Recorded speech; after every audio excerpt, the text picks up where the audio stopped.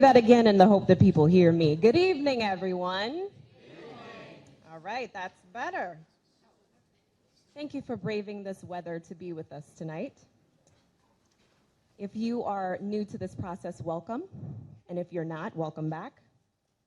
My name is Renee Shalfonso, and I am the Director of Communications for the Office of the County Executive, and I will be your moderator for this evening. I think it's even more important to note that I'm a resident of District 1. I used to live right down the street, and I currently reside in Brooklyn Park. I'm also here as a former educator and as a mom of a 6-year-old student who attends public school in District 1. This is your time. This is your budget. This town hall is part of our annual Budget Town Hall series and is your opportunity to let county leaders know what you think should be funded in the county's budget. This evening, we will hear brief remarks from the county executive, Stuart Pittman, your councilman, Pete Smith. Then the county executive and the budget officer, Chris Trumbauer, will share a brief presentation about the outlook for our fiscal year 24 budget. After the presentation, we will open the floor for public testimony, and you will have a chance to share your thoughts.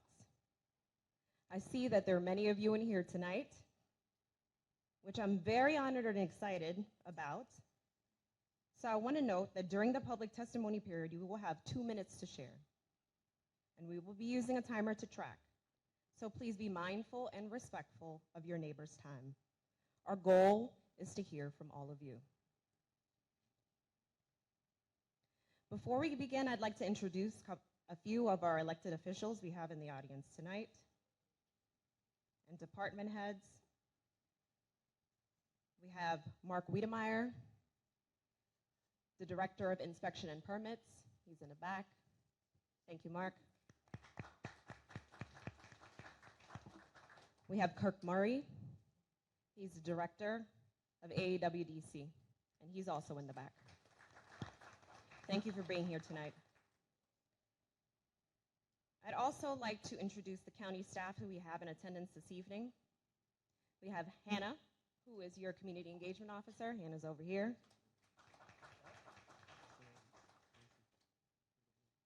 And we have many other staff members who I won't name individually, but thank you for being here tonight as well. Thank you. And now, without further ado, I'd like to introduce the County Executive, Stuart Pittman, up to give brief remarks. Mr. Pittman.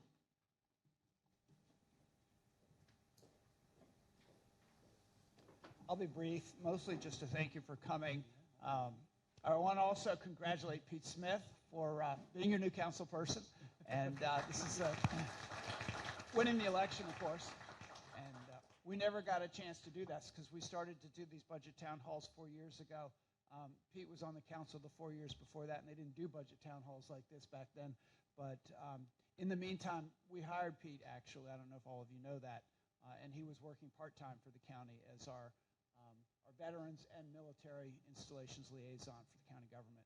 And so it's great to have him on the council and working together, side by side, listening to you all, which are our shared constituents.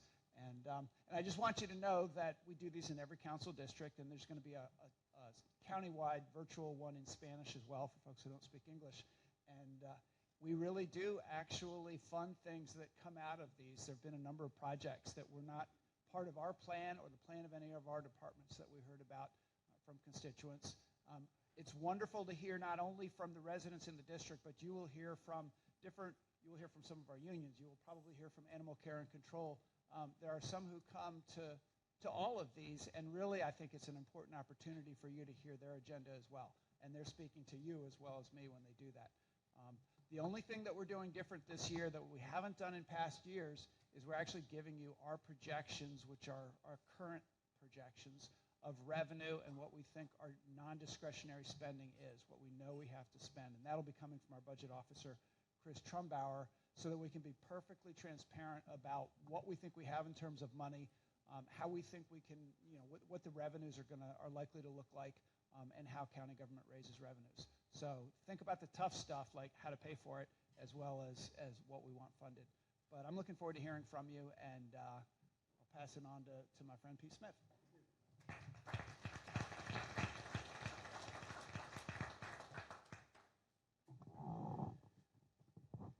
Well, I'm ecstatic to be here and to see everyone here supporting this effort. Part of being a community is actually standing up and speaking out for things that you care about. My son goes to Jessup Elementary School right down the street. I live about a mile from here as well. My daughter goes to Chesapeake Science Point. I work on Fort Meade, literally, and my ex-wife lives across the street from me. So my entire life is literally right here in this area, and I value it, and I want to see it sustained. And so in order to have a good community, because where I grew up from and where I grew up at, people didn't show up. Citizens didn't show up. Parents and mothers and fathers like you didn't show up. And so the fact that you are here today tells me that this community and this county has a lot to be proud of, because you all give a damn about the community that you live in, and you care about the assets that we have.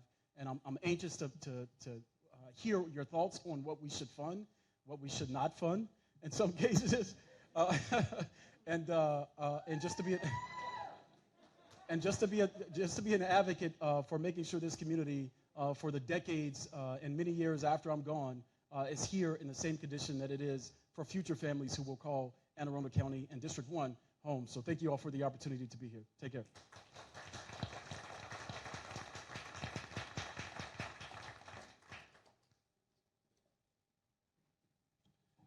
Good evening, everyone. I'm Chris Trumbauer. I'm your friendly neighborhood budget officer.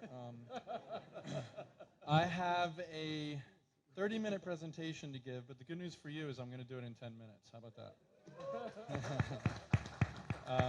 All right, so Jenny, if we can go to slide 3 with the timeline. This is just to show where we are in the process. And it's very important to the county executive that when we do these community town hall meetings, we do it at a time when there's still time to make decisions. So if we were to hold these in April, decisions have already been made. It would just be listening to what you guys thought when we'd already decided everything. So this, as the county executive said, is important because he does truly care what the community sentiment is, and I can vouch for several changes have come in previous years' budgets because of community engagement. So we will ultimately submit a budget to the county council on May 1st, and then they have 45 days to strike the budget until June 15th. We go to the next slide. This is going to show you where does our revenue come from. Well, there's two big components there, and you can see the top two, property taxes and local income tax. That's about 70% of all of our revenue. The other categories there are important as well, but those are really the backbone of where the county gets its revenue. Next slide shows where does that money go. Well, the biggest bar there, the by far biggest bar, is our friends at the Board of Education. So almost half of our general revenues go over to the Board of Ed so that they can conduct the school system and the 80,000 plus students that attend Anne Arundel County Public Schools. And then you can see we've broken the other categories down into general government and public safety and things like that. At the bottom of the list is our component units. We work with the community college, the libraries, and our judicial system. The next slide is just a little bit more detail on that big slice of the pie, the Board of Ed funding. So you can see in addition to the direct county funding that we give them, we also supply other support. So this includes the debt service, which is essentially the interest on their bonds for capital projects, new schools and school construction, and then we pay for the school health program and school safety. So that's where we get $942 million in the current budget going to the Board of Education. Okay, so what's in the current year budget? We're in fiscal year 2023. That ends on June 30th of this year. And some really good things in last year's budget. It was a consensus budget. 6 out of the 7 council members supported it. It was bipartisan. We were very pleased. But there was a nice income tax cut in that budget. So there's a 4% cut for all income taxpayers on the first $50,000 of your income. So if you make $50,000 a year, you got a tax cut for all of that. If you make $100,000 a year, you got a tax cut for that first $50,000. Okay, that's the way that works. And that's possible because of a bill that County Executive Pittman helped pass through the State General Assembly, which allowed us to set what we call progressive income tax rates. We also set the property tax cap lower than it ever has been before, and we were able to completely max out our county savings account, which we call the rainy day fund. So we now have $132 million in reserve for the next economic downturn, whenever that may be. And then finally, we were able to eliminate a structural deficit that was created during the pandemic, where because we down forecast our revenues during that time, we had to fill that gap with what we call one-time revenue. So we're still able to pay it for everything, but now last year we were able to right-size everything. So recurring revenue is paying for all recurring expenses, which is good budgeting.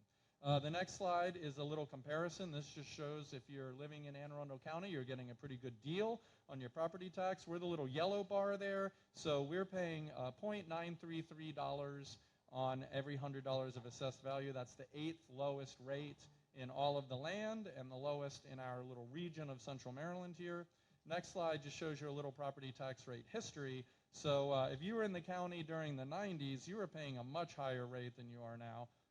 It's gone up and down a little bit, but you can see for most of the last 30 years, the rate has been higher than what it is currently.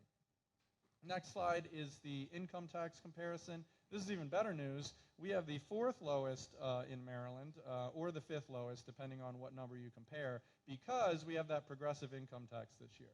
So you might not be able to see, but you see those little dotted lines there. So on the Anne Arundel side, that little blue dot, that indicates where that progressive break is. So we're paying 2.7% for everything up to $50,000, and then it goes to 2.8 above that. There's only one other county that took advantage of that, incidentally. It was Frederick County. They set their level at 2.75. So because of that progressive income tax, we do have 2 rates, but regardless, you can see we are among the lowest counties in the whole state in terms of what you're paying for income tax rate. The next slide just shows very quickly the history of our reserve account, or rainy day fund. You can see that we've maxed it out. The orange bars are what are able to be funded, the total amount that's allowed by law, and then the blue line is what the actual amount is. So we have, during County Executive Pittman's administration, been sure to maximize that level, and that was with the help of the County Council. We've increased the amount of reserves that we are able to have. Next slide just gives you a snapshot of some of the stuff that's in the current year budget. As you can see, a lot of rec and park amenities, some transportation projects, also some environment projects like our watershed improvements in Rock Creek Watershed and Marley Creek. Okay, so let's get to the exciting stuff. Next slide, we're going to start talking about our expectations looking forward. So as we're about halfway through our fiscal year right now, things are coming in pretty much as expected. Income tax and property tax revenue are both coming in strong. We are seeing a reduction in our real estate taxes. Well, that's no surprise to anybody, right? Are people buying houses now? No, because the mortgage rates are way up. Now, the good news is we knew this was going to happen, and we forecast for it. So the county is not having to do any sort of crisis to fill in those revenues, and I'll show you a slide in a second that shows that. But because that real estate tax is falling off, that is giving us a reduction in the overall revenue. The other good news is we still have what we call some fund balance left, and this is when revenues from previous years come in stronger than we anticipated, or we're also able to find savings in the current year budget. So we do have a healthy fund balance that we're able to carry over, and that helps us fund things in the future year. So the next slide is this cool little graph I want to show you. So this is the recordation and transfer tax revenues that the county has gotten since 2001. And you see 2 peaks there. I call them shark fins. The one on the left is the great housing bubble. Remember that? So, you know, housing values went up, and then guess what? They came back down. But then you see over the next 15 or so years, you see that kind of incremental growth up until you get to that next peak. Well, as soon as we saw that next peak happening, we saw that slope, and we knew, okay, this is not going to keep going, right? So we're going to be smart about it.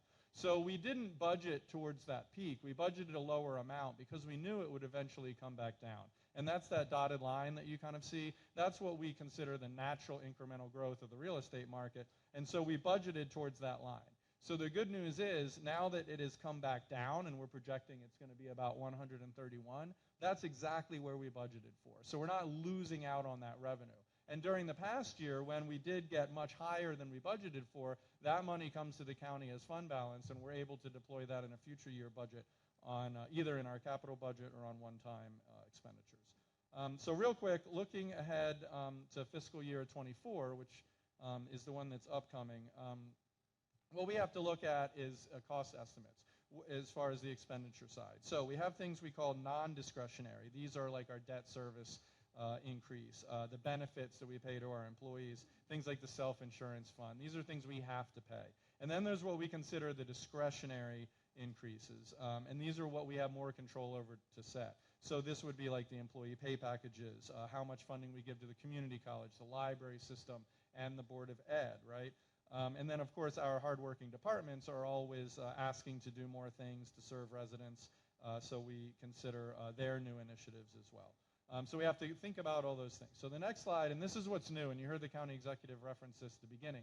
This is something new we're showing you this year. It's a little bit of a window into our process and what the county executive is considering. So what you see here, this is where we were in last April, so a year ago in April, when we were getting ready to finalize our budget. So we had put estimates next to all these different components, and these are the things, the discretionary and non-discretionary expenditures I mentioned before. So if you look at kind of the red subtotals there, you can see we had about 21 million of non-discretionary things, and then we had 109 million of the other things, discretionary. And the biggest component there was $50 million over to the school system, right? That was new money to the school system. And at the very top of the line, you see our incremental recurring revenue. That's 130 million.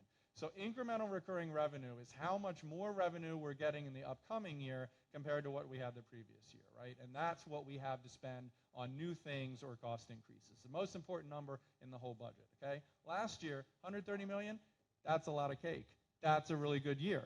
We had a great budget last year. That's why everyone voted for it, right? So this is all to set up that things are a little different this year as we look ahead. And so if we go to the next slide, you'll see what we've put here is a new column. This is fiscal year 24, and these are very preliminary estimates. But these are projections based now in January. And remember, we don't have to finalize these till April, so we have more time. But very early projections, we're looking at about $80 million of recurring revenue. So that's about $50 million less than we had last year. And if you see, we're already projecting that some of the stuff we do is going to be more expensive. You know why, inflation and wage pressure and all of that. So we're thinking around $30 million back of the envelope for the non-discretionary. That leaves $50 million for our discretionary. But look at all those things. Our pay package for our employees, Board of Education funding, departmental increases to expand the programs that our departments are doing, things like that.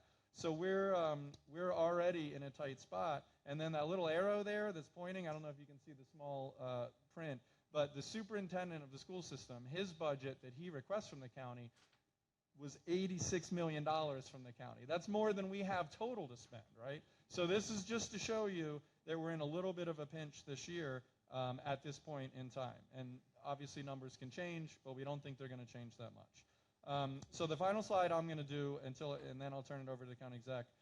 These are some of the anticipated pressures we have on our budget. These are things that are that we have to consider as the county exec and his team work to figure out what we can actually fit in the budget. The inflation and wage growth I mentioned before. Our incremental revenue is shrinking because of those real estate taxes that the county had gotten a lot of in previous years. That's gotten smaller. So overall, our amount of recurring revenue is less. And then we have some mandates kicking in from state education, the blueprint for education. You might have heard of this. Those are compelling us to pay some more things and add some more positions that we have to do no matter what. And then we have these built-in kind of incremental increases for debt service, health insurance, pension contribution, and things like that. So that's just a little bit of a window into where we are right now and the things that the county exec and his team are looking at early in the process. That's why these community meetings are so important to get insight from residents. And now I'll turn it back over to the county exec. Are you going to come up here or are you going to talk from down there? Okay, great. Let's give him a round of applause as he comes up.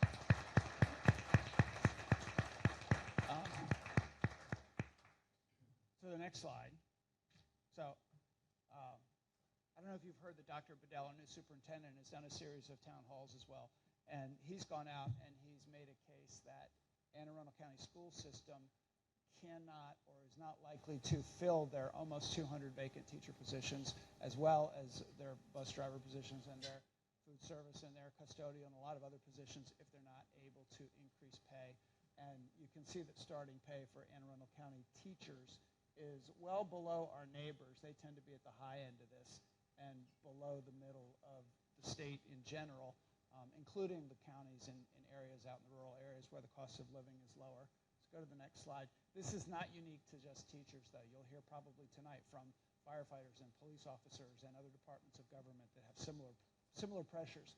So the options that we have are we can either say no to those increases in pay and other increases in services that are going to be proposed by our departments, say no to all of that, and potentially do some cuts in order to offset some of the increases if we do increases. We can cheat, which is what Chris said we don't like to do, which is create a new structural deficit knowing that it's going to be a deficit in the future. Unlikely to do that. Some counties do that. They use one-time money for long-term recurring expenses without figuring out. They sometimes leave it to the next county executive or the next county council. They do it toward the end of their term usually, and then the next one has to figure out how to pay for it. We're not going to do that, at least not while I'm around. And then the last is ways to adjust revenue. And obviously property tax and income tax are the two ways that we get our revenue. So go to the next slide, and just so that you can do math in your head as you think about all this and the budget request from the school board and where we stand. On the property tax side, every cent we go up, we're at 93.3 cents, gives us about $8.7 million for the budget. And so if we were, for instance, to go to $1, where we were back in the early 90s and where most of our neighbors are, that gives us about $60 million if we wanted to do that. On the income tax side, if we were to increase our income tax rate from where it is now at 2.8%, every 1/10 of 1% we go up gives us about $10 million. So if we were to go to 3.2, which is what our neighbors are at, we'd have another $40 million. The other thing that we can do is use our authority to do progressive income taxes and just raise it on the highest income earners, which would give us less money, but it's another option. You can see that if we went to 3.2 on the highest income earners, say people above $250,000, that would give us another $5 million. So it's not as effective in terms of raising funds. So I just want to lay all that out there so that people know these are our options. You can be thinking about those. Feel free to testify about that, what you think of those options. But I suspect most of what you're going to have to tell us has got to do with things you do or don't want funded. And I will also note, I think Renisha's probably going to tell you this, but we won't respond to each one of your testimony. What we'll do at the end is Pete and I will both probably be taking some notes and talk about the issues one at a time and what we think about those and take it from there. So I'm going to turn it over to Renisha.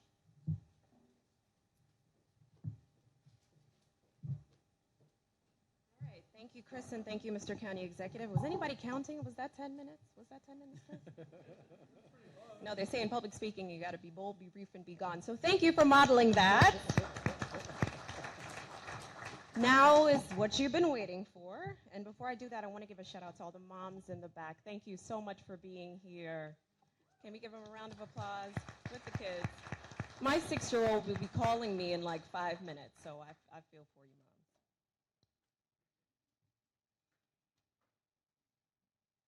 So now's the time for public testimony portion of the evening where we get a chance to hear from you.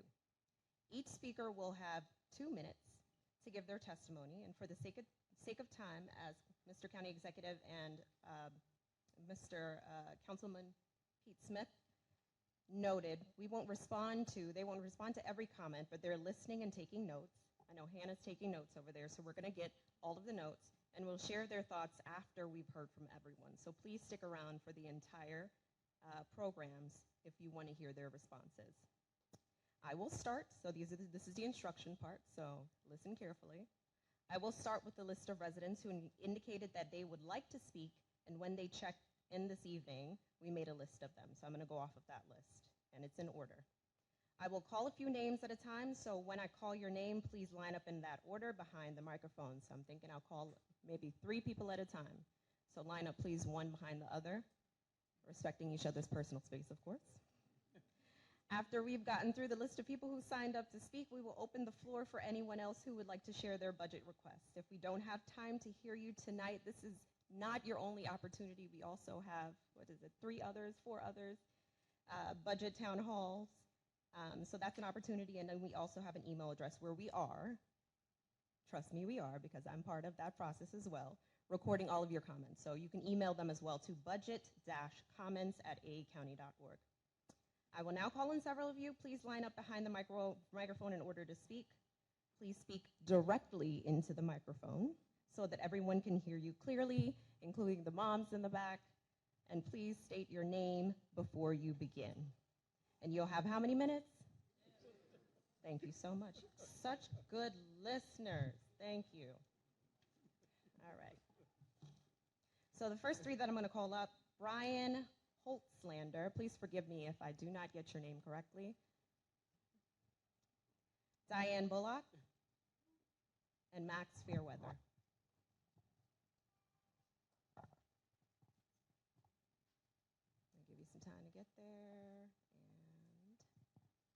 And thank you.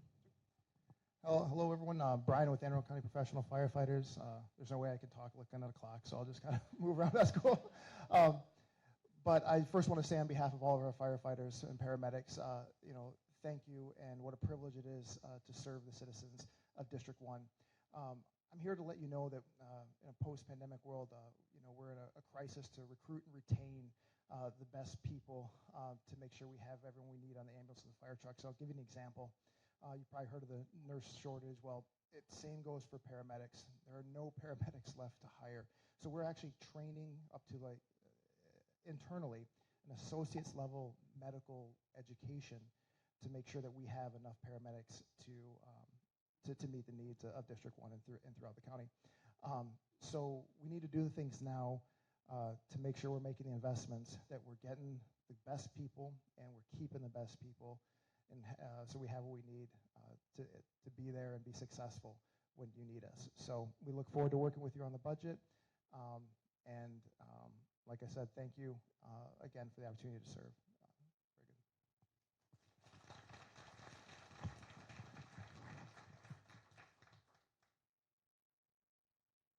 Good evening, everyone. I'm Diane Bullock, and I am a resident in the provinces in District 1. I'm also one of the local real estate agents in the area. And in looking at what you all have here for the budget, just me, I like to personally sit down and look at things so that I can kind of gauge what I think needs to be done with the money a lot better. But just in particular, I do have concerns about the infrastructure that we have in this area with the overdevelopment in the area. And I sell real estate, but I do not like the overdevelopment because there are more houses than are necessary, in my opinion. I don't think that what is being built is going to accommodate the infrastructure cannot accommodate all of the traffic that's already here now, and we're continuing to build. And I just don't think that that's really necessary. And I do look at a lot of the studies, and I post information to the residents as I get it so that I can make them aware of what's going on in the area as well. And another concern, which I'm sure everyone else is concerned with as well, is the projected development of this swimming pool over in Provinces Park, which I do believe that is not necessary.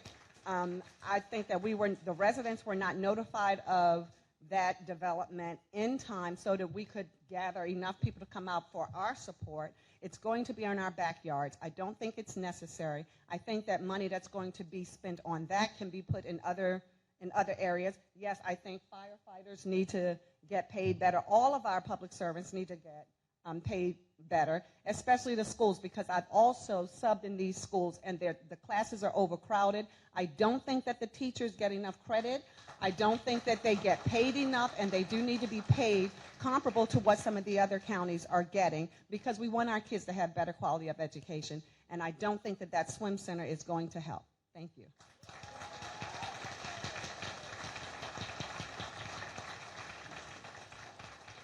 Good evening. My name is Max Fairweather. As a former professor, my early graduate work was in planning, and I sort of morphed into environmental planning later on in my career. I'm speaking specifically about the pool that's planned for this area. Again, it's been indicated that we've got a lot of construction going on around here. That is not enough space for folks who are here. You're going to have a lot more indication of traffic and so forth. The other piece, though, is that we have to speak. You're talking about kids. I don't know how many kids actually use that park, but I know there are a lot of people that go in and out of there on a regular basis. That is open space. We're talking about the nature deficit that a lot of youngsters. I grew up in New York City. We always try to go down to the Hudson River and those areas just to get away from the total construction. But when you're talking about nature deficit and getting folks back to some of those things, you can't take away a space. I know a lot of folks around here probably moved to get away from the overdeveloped urban area. And they're saying, you know, a lot of urbanize people, the source and reality of nature are becoming abstract. We're getting away from that. We need to keep that space. That's a core piece. If you go back and start talking about the commons way up in Boston and places like that, that's a common area. People get together. When I drive by, I see folks in their cars parked out, commiserating, and so forth. So I don't think you can do that.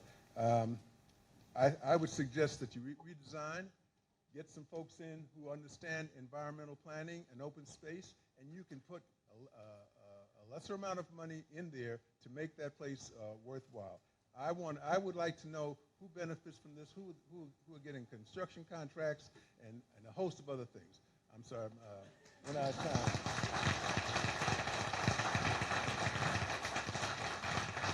Thank you for making yourselves heard. The next three I'd like to call up: Cynthia Williams, Jacqueline Smith, and Victor Smith. And I didn't mention this at the beginning, but this is the portion where we're calling on folks who indicated that they want to say something when they checked in, but there is going to be an open floor opportunity if you're just burning with desire to say something. So, good evening. My name is Cynthia Williams. I'm the president of the Province's Civic Association. In general, my county budget priorities, personally, are public safety, schools, and roads. Specifically, though, I would like the West County Swim Center to not be built in Province's Park. The project should be relocated, or the funding for the project should be eliminated. The communities surrounding Province's Park don't want it there. The county is proposing taking away the amenities we have. The swim center would mean that we would lose playing fields and green space. Our concerns are increased traffic, noise, and lights in the park. Many years ago, when the county bought that property and were preparing to put a park in, they came to the Province's community, and they told us they wanted to put a park in, and we thought it was a great idea because we don't have a park in our area. And there was an agreement made between the county and the community that the county would never put lights in the park because it would disturb the neighbors, because our homes are all back right up to the park. And so we want the county to honor that commitment. I have spoken with several members of the LDC, the Local Development Council, and we voiced our concerns about the swim center being located in Province's Park. The LDC is sympathetic to our concerns, and the majority of the LDC board members have stated that they will not provide any funding for a project that the community opposes.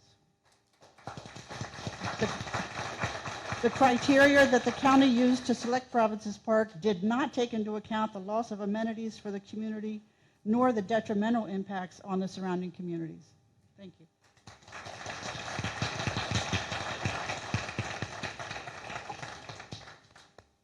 Good evening. I'm Jacqueline Smith. Now, I thought the format was going to be a little different, so my question was actually about the construction going on at 175 and 295. I didn't know that you weren't going to respond. But I'm really concerned what's happening in that area. There's a whole lot of construction going on, and I have no idea what's happening, and no one has said what's happening in that area. But again, I didn't expect that you weren't going to respond to that. So I'm going to give you my Save the Province's Park speech then. I tried to give you a break from that. It is of no benefit in this area where a community does not want it. It's been just going in my mind, who's benefited from it? And all I keep thinking is maybe it was selected to get money from the casino, or maybe the Parks and Recreation no longer wants to attend to that park. However, we love the park, we want the park, and you all are not listening to us. So that's really becoming disturbing that you're not listening to the people that voted you in. Some of us did, some of us didn't, mostly because of the park, and I'm going to just put that out there. But we need you to hear us while we're saying we do not want it there. Now, I'm going to go further and say I have no problem with the swim center. Put it across the street on Fort Meade. You, County Executive Stuman, can make that call to Fort Meade and get some space and put it there. It can still be in the same environment area that you want, but don't take away the park itself. Do you know how many kids actually fly kites and drones in that park? And guess what? If you don't have the park, where are they going to fly them? They're going to fly right into your houses, your windows, your cars, because there's no space for them to do this. You've got to take that into consideration. It does not belong at Provincetown Park. Thank you.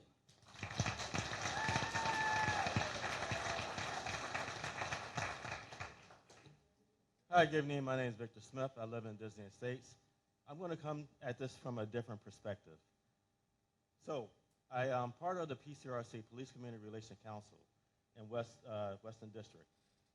We threw a Christmas party for them that vendors, 44 vendors, gave food, money, all kind of stuff. It was a great event. West County, we got it. And I say that to say this. We have a relationship. The residents of West County, we're good people. We're paying money for our local government. That's what we do. And we have some of our vendors that are teaming up with us. The problem that we have right now is we're getting a divide between the government and the people. That should not happen. I looked at a report from the FBI today, and they try to get a demographic of people that do mass shootings. And they said that they don't have one. It could be anybody. So now you're going to create a situation where people are disgruntled. And I know people, I've been to people's houses where their arsenal is greater than a police force.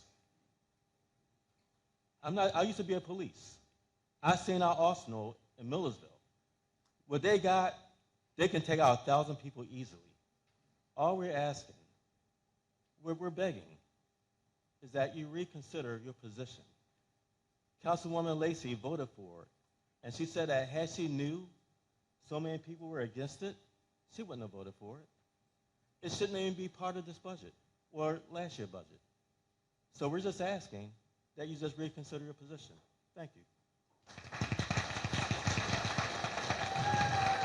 Thank you for making yourself heard. The next three individuals I'd like to invite up, Mike Shear, Sarah Lacey, and Ramasil Johnson.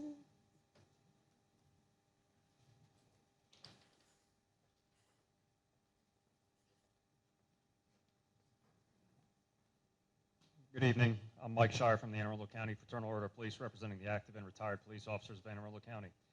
Thank you, Mr. Pittman, Councilman Smith, for the opportunity to speak here tonight, your support of our police officers. And thank you to the citizens who have already, and I'm sure will continue to speak favorably about our police officers. We very much appreciate your support. We're here to highlight the precarious situation our county finds itself in. Crime is increasing around our borders. Our police officers have been doing a great job keeping that crime back. We've increased our community engagement, our community relations. We continue to partner with our communities to drive down crime.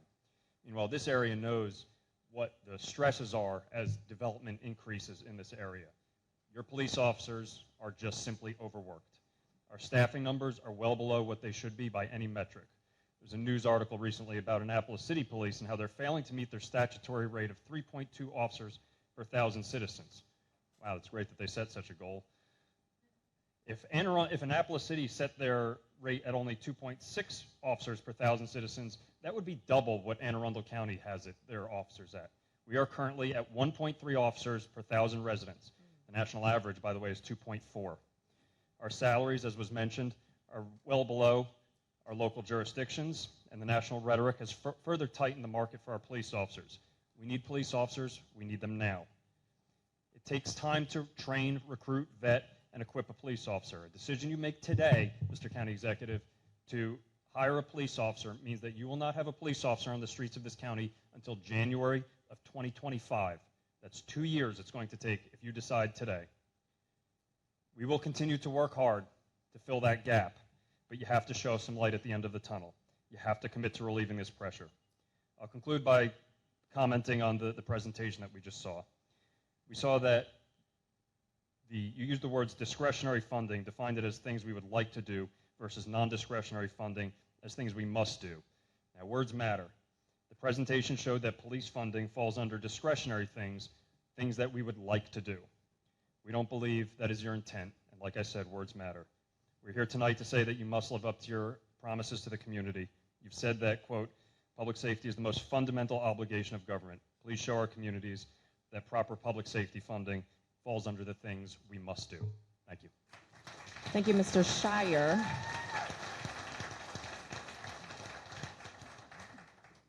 Thank you. Good evening. My name is Sarah Lacey, and I was your District 1 council member for the past 4 years. It was a great honor, and I am now just here to speak as myself. I'm a mom.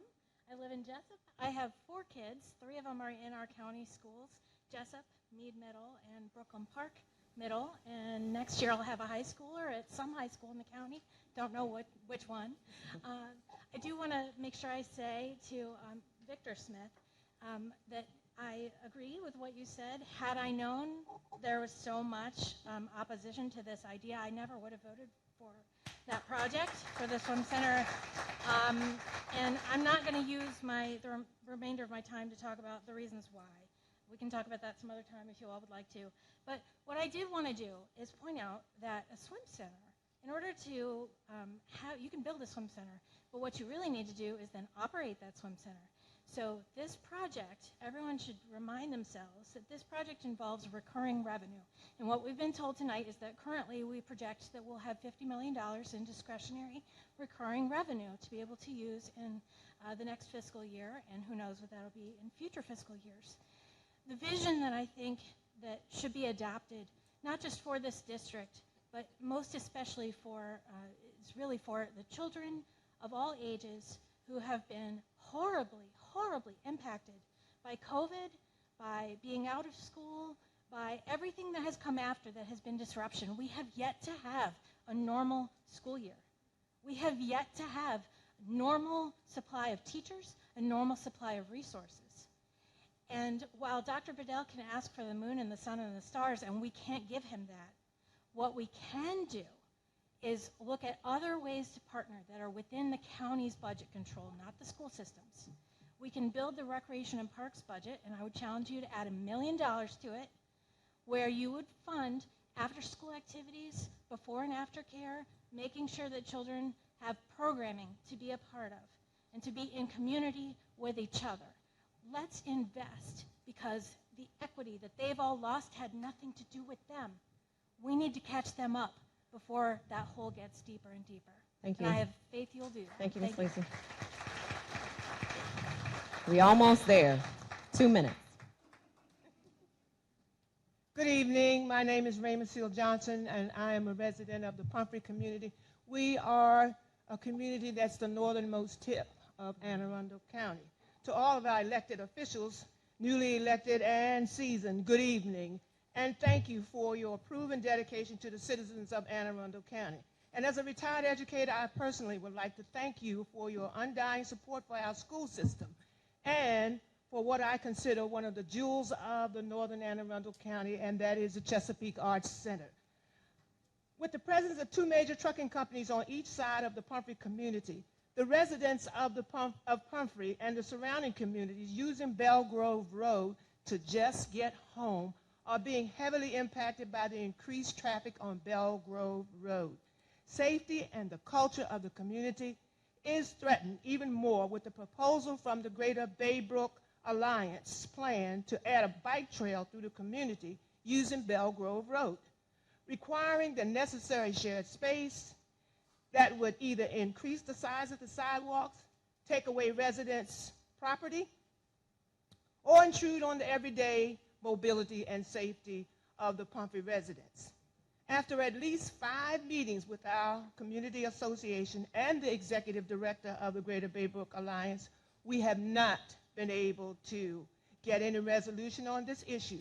We desperately need your help and voice as we understand from the design team that they are somewhere near 30% into implementation with approval from the Maryland Highway Administration, the Office of Neighborhood Traffic Control, and the Office of Transportation of Anne Arundel County. Again, thank you for all that you do, that you have done, and that you will do on our behalf.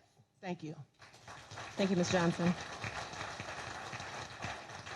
The next three individuals I'd like to invite up, James Howard, Gregory Warner, and Yosef Castillo. Please forgive me if I didn't get that correct.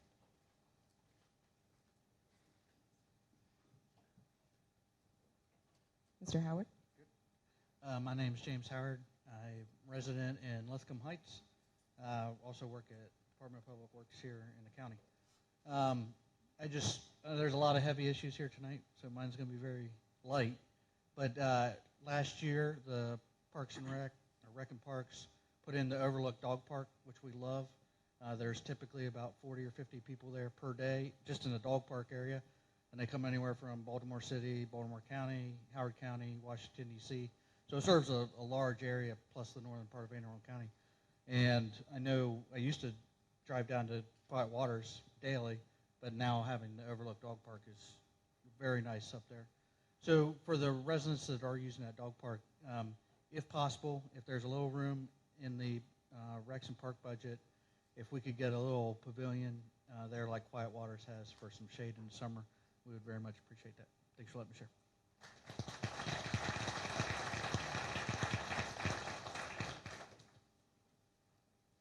Hi, I'm Greg Werner from Hummerins, Maryland. I'm speaking really as a soccer dad. And so again, I'm voting against Provinces Park being the site for this West County Swim Center.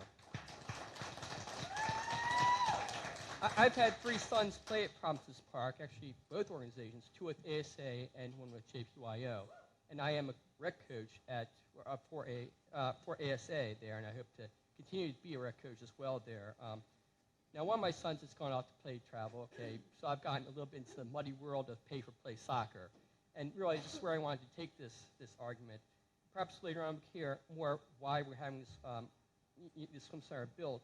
But one of the reasons I heard was because the county needs a place to hold these elite swim meets, and we have no facilities currently to do so. But in any event, this is an opportunity for lots of wealthy people to pay, in my opinion, whereas the people not so well off cannot use this facility. And so if we were to have this facility for this elite swim meets, as we've already heard, we simply don't have the area infrastructure to handle the traffic which would occur for these large swim meets. The roads can't handle it, the homes can't handle it, none of this stuff can handle it. And so I argue that for the majority of the county, the majority of our youth, this would be useless. It's only for a few select wealthy individuals that would benefit. And again, if there are other reasons why, I'd like to hear them at the end. But anyway, I remember the days when kids could gather at our neighborhood local park and engage in pickup games. And this is such an absurd notion now, because you have to pay to do anything fun. It's just the way it is out there. Now kids play Roblox, Minecraft, PlayStation. They're involved in online communities, and so they're engaging in this sedentary lifestyle. But we need to serve the youth and give them more opportunities for physical fitness, and we do this by giving them more open space and not more opportunities where the parents have to pay for them to play. So thank you very much.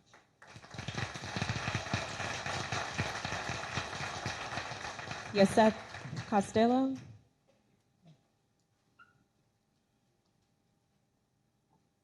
Hi, good evening. My name is Jaised. I am a soccer mom too. I came to tell you to please find another place for the aquatic center. I have 3 kids who play soccer all the time there with the organization JPYO. So please find another place for the aquatic center. Thank you.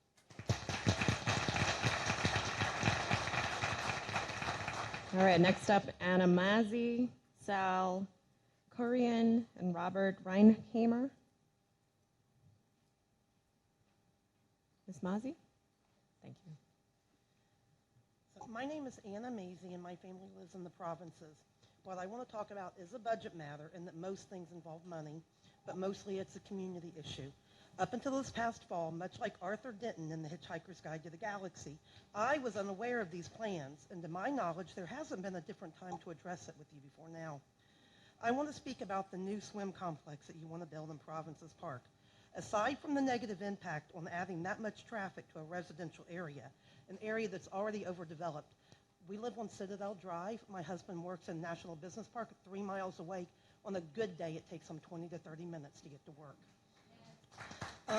So aside from the negative impact on adding that much traffic to a residential area, this park provides a needed community green space in an area where there isn't much of that to begin with. This park is surrounded by neighborhoods that span multiple economic, social, generational, and racial demographics. But we all come together at Provinces Park. On any given evening or weekend, you can see people walking their dogs, kids playing ball or riding bikes, and families with small children playing. You see a sense of community, which in this day and age we need more of. I don't dispute that there might be a need for a swim complex, but there are other places more suited to it, where building this would have little or no negative impact. Not to throw this park under the bus, but parks such as the Severn Danza Park, which is directly accessible by multi-lane roads already. Roads that can handle the influx of traffic this will bring, and due to the size of the park, would not absorb most or all of that community green space. Or, even though it is deeper in the county, in the new proposed Crownsville Hospital Memorial Park, which I assume it will be where the old psychiatric hospital is, a park that's already been given funding from the state, from what I've read from an email that I received from you already today. A location, I'd like to point out, that currently is literally acres and acres of unused land and not a well-loved community space. Thank you.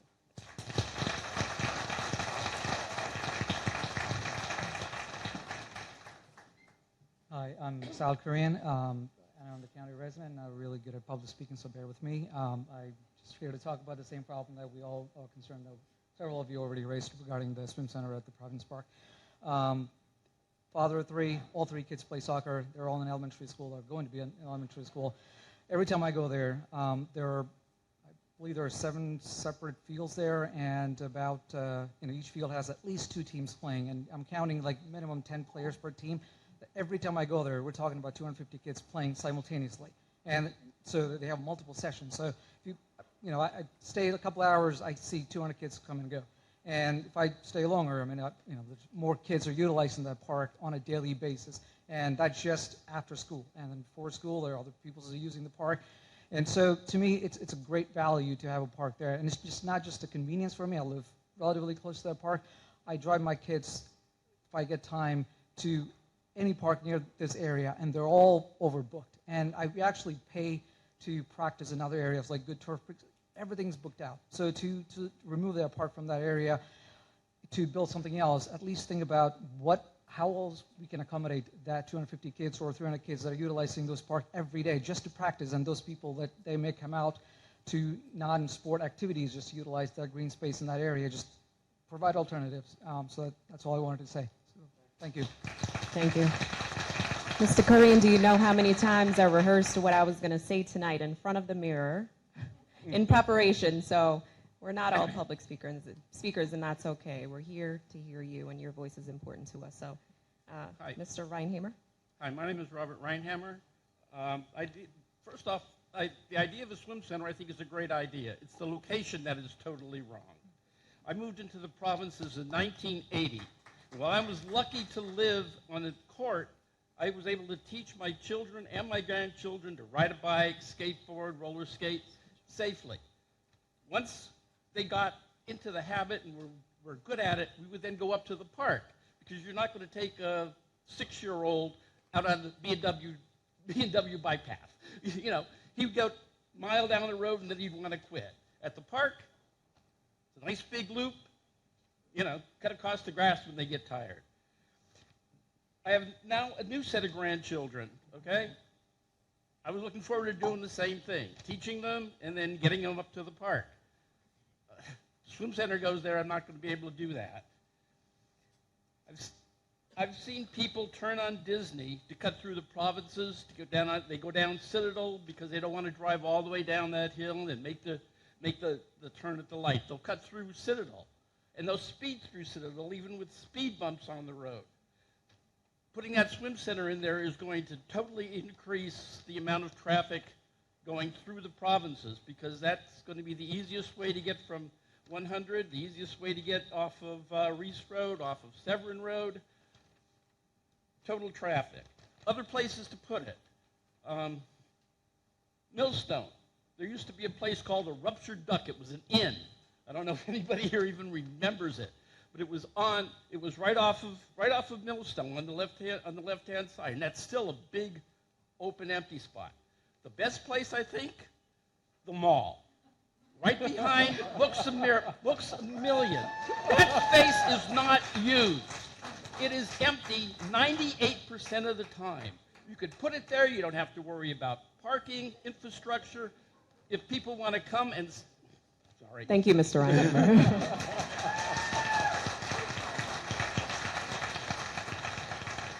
Whatever group y'all sent a message in to tell everybody to show up tonight to testify on the provinces, but please add me to it, because I told you I live in District 1, okay?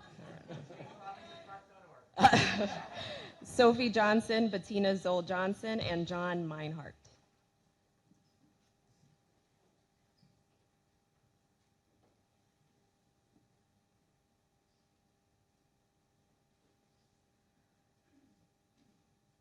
Hello, I'm Sophie Johnson. I'm here because I strongly believe that the librarians in Anne Arundel County should be paid more. I don't think they get paid enough for the amount of tremendous work that they do. My home library is the Severin Public Library. Every time I go to the Severin Public Library, I'm met with warm smiles and welcomes. Every time I go to the Severin Public Library, I get to speak to Miss Laura about book recommendations, or I attend one of Miss Chelsea's anime hangouts. Every time I go to the Severin Public Library, or any library in Anne Arundel County, I feel happy because the library is my public space because of the people there and what they do. Thank you for your time.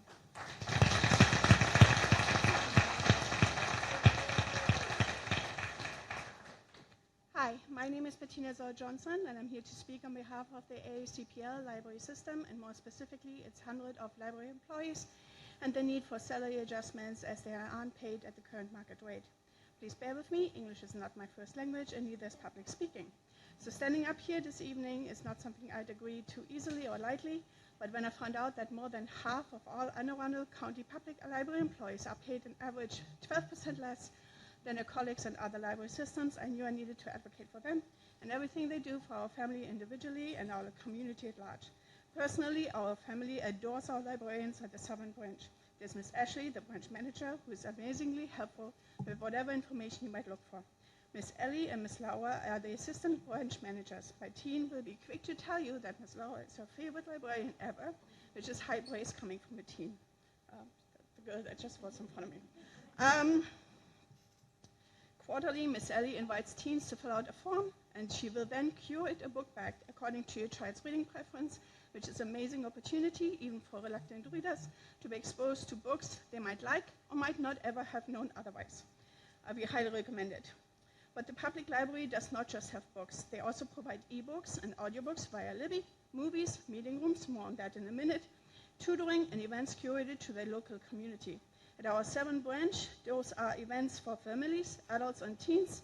The most commonly known is the Summer Reading Challenge.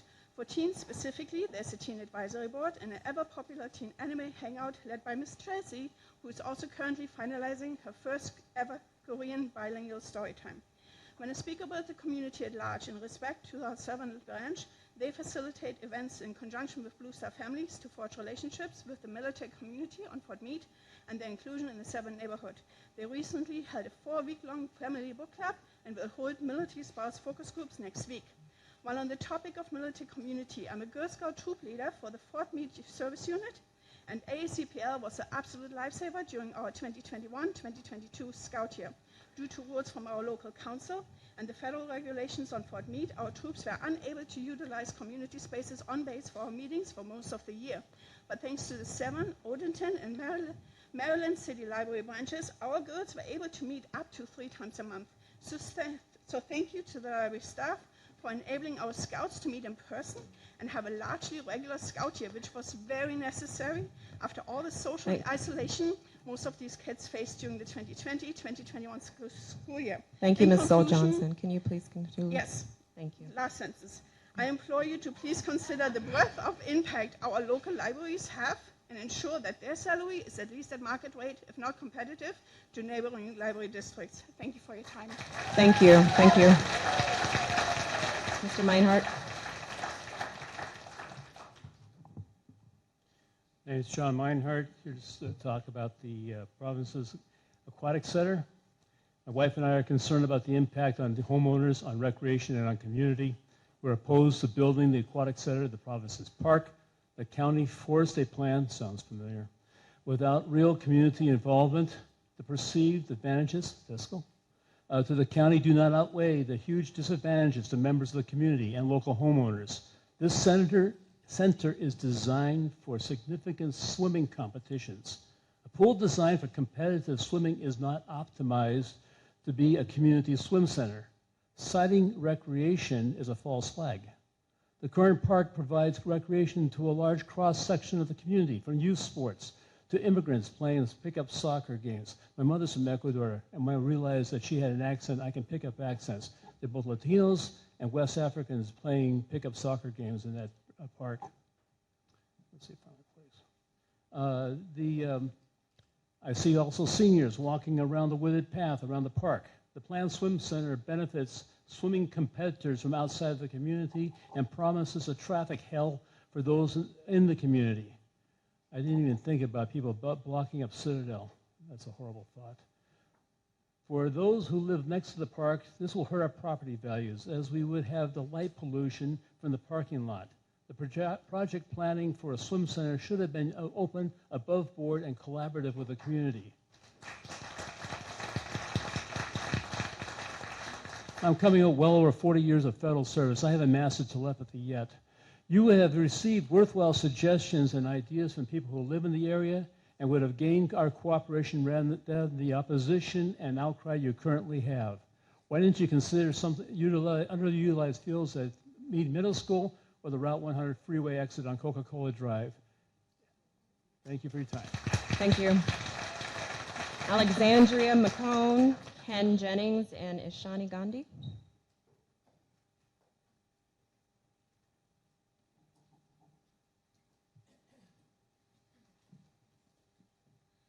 Good evening, everyone. I'm Allie McCone. I am a local mom group leader. I'm a soccer coach. I'm a PTA leader. I am a community leader in the Harmons Woods neighborhood. And I'm here to tell you that the first question that people ask when they come to our area is, where can I go swim with my kids? And unfortunately, the answer is we can't go to the North Arundel Aquatic Center because it's for everyone who is 3 years or older. So moms can't actually take their children there. And then we don't have any splash pads. Closest place is going to be Columbia or Odenton. Not here. So as far as the West County Swim Center, I can tell you our community, which is in the same district, is totally for it. However, I understand the needs of everybody, and I did want to recommend that if we need a location change, Matthewstown Harmons Park would be a great alternative. I know it was just redone. However, nobody knows what that big open space is for or what it's going to be used for. Alternatively, at the Province's Park, could we maybe do a splash pad and a zip line to mirror that at Sykesville Community Park? Because that place rocks, just saying. Okay, and then I wanted to touch on the Board of Education budget.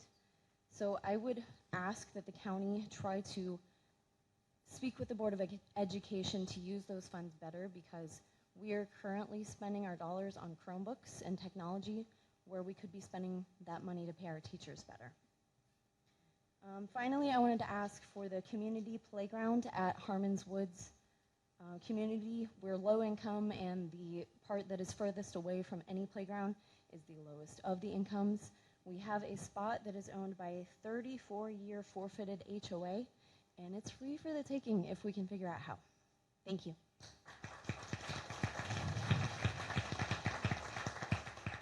Hi, I'm Ken Jennings, a resident of Disney Estates. Congratulations, Stuart and Pete. for your election.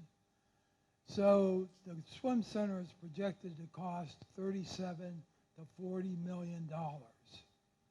And with the needs that we've heard here tonight, the school teachers, the police officers, as a matter of fact, it's projected that a crime occurs in Anne Arundel County every 27 minutes. And the librarians. I mean, there are very key things that you can spend $37 to $40 million of that addresses these needs. And let me tell you what the swim center says. This is from the Anne Arundel County page. It's a 30-meter competition pool, 6,000 recreational play pool, 6,000 feet recreational play pool, a kiddie pool, and this is where it sounds really fun, a hot tub and party rooms. Thank you.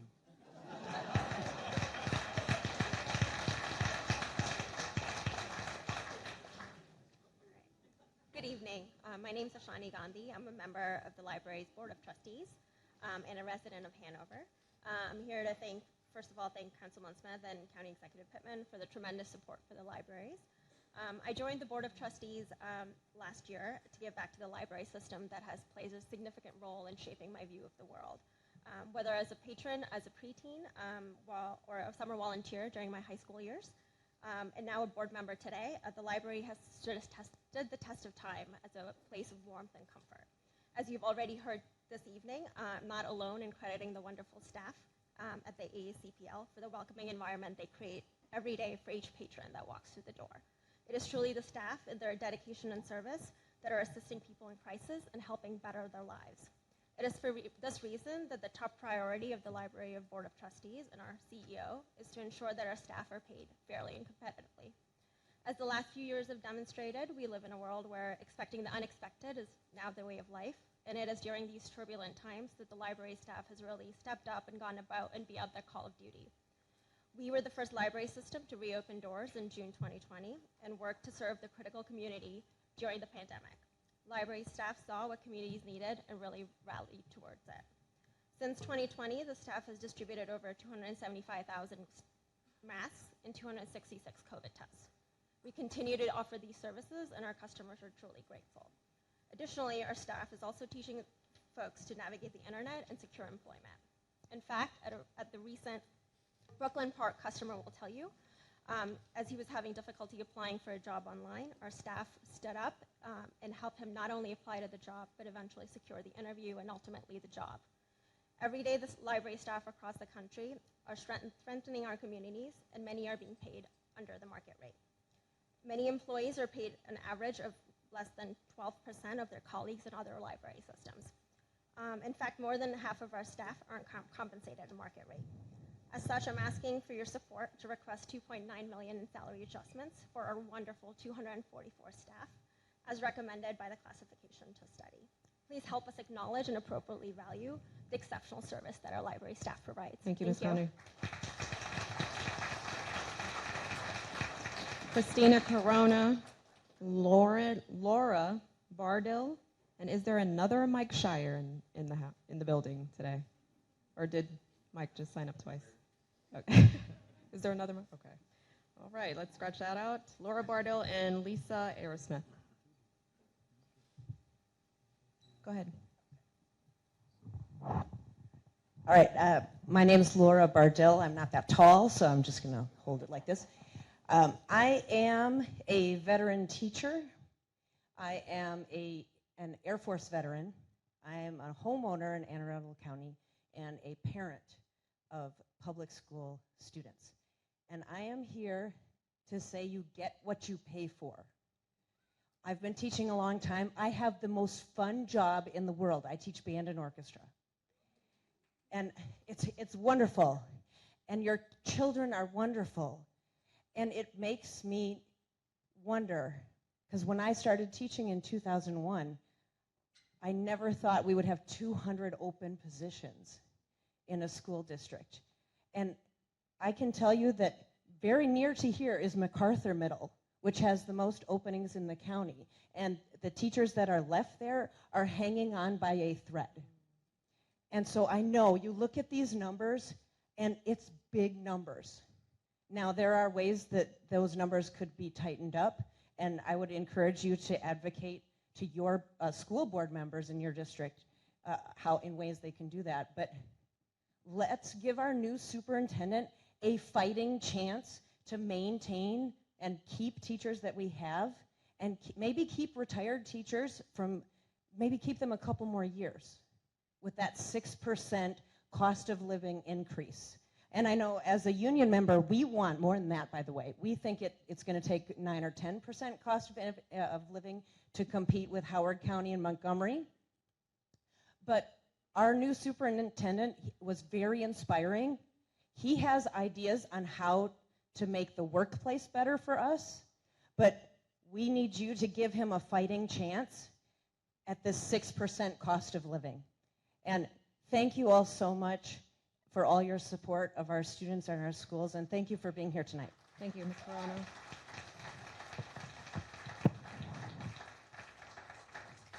Ms. Bardo? That was you?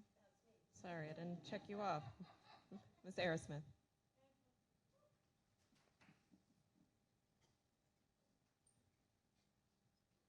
Good evening. My name is Lisa Arrowsmith. I've lived in Harmons Woods for more than 30 years. So long-term District 1 resident, and it's good to see you back, Councilman Smith. Thank you for this opportunity to speak, County Executive Pittman. I'm wearing a couple hats tonight. First, as a basic Harmons Woods resident, this is the easiest budget request you're going to get all year. Can we please have a sidewalk in front of Harmons Hebron Elementary School? There's a sidewalk on each side of the school, and people walk in the street, especially at night. The other hat I'm wearing tonight is the chair of the Activist Public Water Access Committee. District 1 is virtually landlocked. There are no water-privileged communities with private community beaches and private boat ramps here. There are a few waterfront houses up on Belgrove Road on the Patapsco. I'm here to ask for 3 projects. 1, Patapsco Valley State Park, 2, Beechwood Park, and 3, Weinberg Park. Patapsco Valley State Park, there are a few scraps of the park up in North Anne Arundel County, and they are not in terrible condition. They are in atrocious condition, just little places. And I would ask the county to work with DNR to reinvigorate those places, those scraps, because they could actually be nice if the state put some money into it. So I'm not asking for county money, I'm asking for the county to ask the state for money. The second one is a project, 2 projects that were pocket change projects in 2015. Beechwood Park is right down Route 100 on the Magathie. There is a proposed boat ramp there. There are no public boat ramps in D1. Be an easy shot down. Back in 2015, the county spent about $1,000 for a project, pocket change project there to clear the old dirt boat ramp down to the water. The project is now under consideration for a combined boat ramp and kayak launch. It's environmentally friendly. It would use the old, Beechwood Park is a former resort. The old bus parking lot. Ms. Arrowsmith, could you please conclude your comments? And please put about $1,000 into Weinberg Park to put a little kayak launch in there. Thank you for considering my request. All right, thank you. Thank you. We're going to try this again. How many minutes do we have? Thank you. So great hearing from all of you. Laura Donovan, Galena Scorina, and Rebecca and Tristan Ammons still have 2 minutes, even those 2 people. Stuart knows what's coming. How's the sound? Okay. You're good. Last night I went to the BWI DC Metroplex Roundtable. Everybody is very appreciative, very grateful for getting the Van Air study started. It's really helping a lot. We can see the real borders of the noise levels now, and thank you very much for that. And appreciate all your support, continued and otherwise. So, all right, I'm here, public safety, and these are repeats of things that have been said through the years. Hopefully this year we can do something here. Ferndale Fire Station needs to be fully manned. Over Christmas, Baltimore City was pulling off of Anne Arundel County's fire departments because they don't have enough in Baltimore City to take care. I don't know if they pulled it off of Brooklyn or what, but I've been told in the past that we could pull off a BWI, and that does not happen. We get Glen Burnie, we get them late. Also, I was rereading, this was a little, I'm going to say the end of last year. It was from Channel 11. It talks about a 9/11 consolidation center to be built, and says Pittman plans to pass. Pittman said he expects the plan to pass and construction to begin in 2024. Be real interested either now or soon in the future to find out what's going on with that. As myself, I was first it was busy when I called, and then I was put on hold, and the end of that, it did not end well. Okay, so. No, I mean, it's not laughable. I mean, somebody died. So there's that. That really needs, we need this. And then on top of it, just down the street from me, the third lot, they're now putting 2 houses, 3 stories high, one on each lot. They are 16 feet wide by 60 feet long. So that, again, is why we need more public safety people. Those are 4-bedroom houses, so more people need more public safety. There was one other thing. Oh, Ms. light Donovan, rail. just reminding you that you're at time. I'm Okay, sorry. yeah, sorry. Real quickly, same old story, light rail, need more help. Went to a meeting. They're trying to push us to push you to expand it, and they wouldn't answer us when we said, well, does that mean you're going to put more security on it? So same old stuff. Can we do it this year? I'd really appreciate your help. Thank you. Thank you. Ms. Farina. Good evening, everybody. My name is Galina Skorina. I've been a resident of Provinces for 12 years almost, and I'm here today because, and my family here today because we're really concerned about Provinces Park. I'm veteran. I go there almost every day in New Weather, and what do I see there? I see, especially in the summer, I see basketball court, where kids play basketball. I see people doing sports, and I see a lot of young people. I see a lot of kids. And I want to say, if there is aquatic center, and a lot of these people, they're from low-income community. I know they come from Pioneer and other places. So if we push them and if we destroy park, where do they go? They go and commit crimes, probably. I guess. Second, I see a lot of military people, frisbee and playing sports because Fort Meade right across the street, and a lot of people, a lot of military reside in provinces and around provinces. So, and I see a lot of older people, people with dogs, exercising, staying healthy.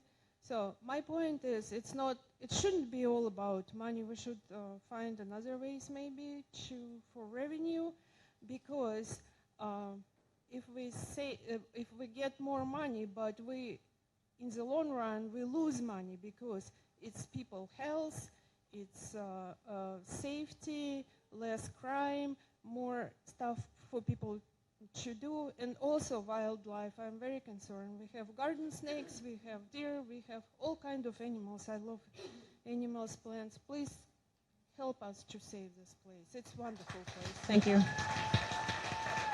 The Ammons.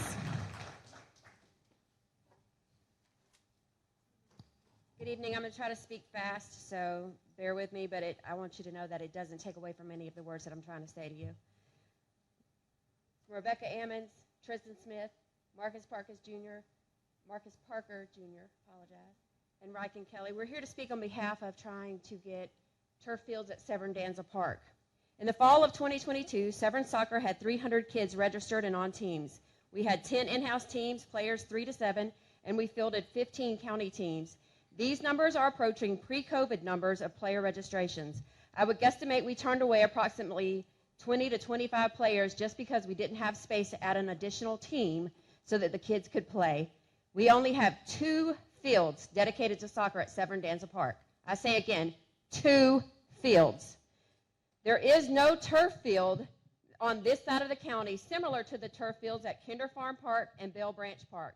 Until recently, Meade High only had one turf field, which we had limited use. That use was only during the week at 7:30 p.m. The construction of the additional field at Meade is recent, but we have not been granted use or access of that field as of yet. In comparison, Covenant Park in Howard County has 9 fields dedicated to soccer. At Severn Downs Park, there are 9 fields that are ball fields, 7 baseball, and 2 softball. There has been continuous construction of new homes in both District 1 and 2, which means additional families, but no new parks or fields.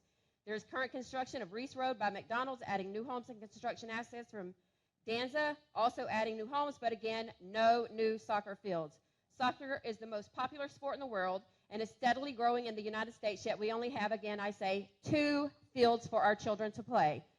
These fields are very messed up fields. My son Tristan would like to say a few words. Time in practice, I was running laps, and because there was a hole in the field, I rolled my ankle, and I couldn't play for the next game. And yeah, thank you. Thank you, Ms. Sammons. Thank you, Tristan. Thank you all. If you believe in our kids, please do the right thing and give these babies their fields. Thank you. Maceo Rojas. If I can just say a few words. That was the ex-wife and my kid right there. She has a very commanding voice. So, yes, ma'am. We need to put that on a sign. All right. Thank you all. Thank you. We want to be able to hear all of your beautiful voices, so we still have about 21 people left on my list. So please be kind to each other. It's past dinner time and approaching bedtime. Maceo Rojas, Tony Murphy, and Michael Haley.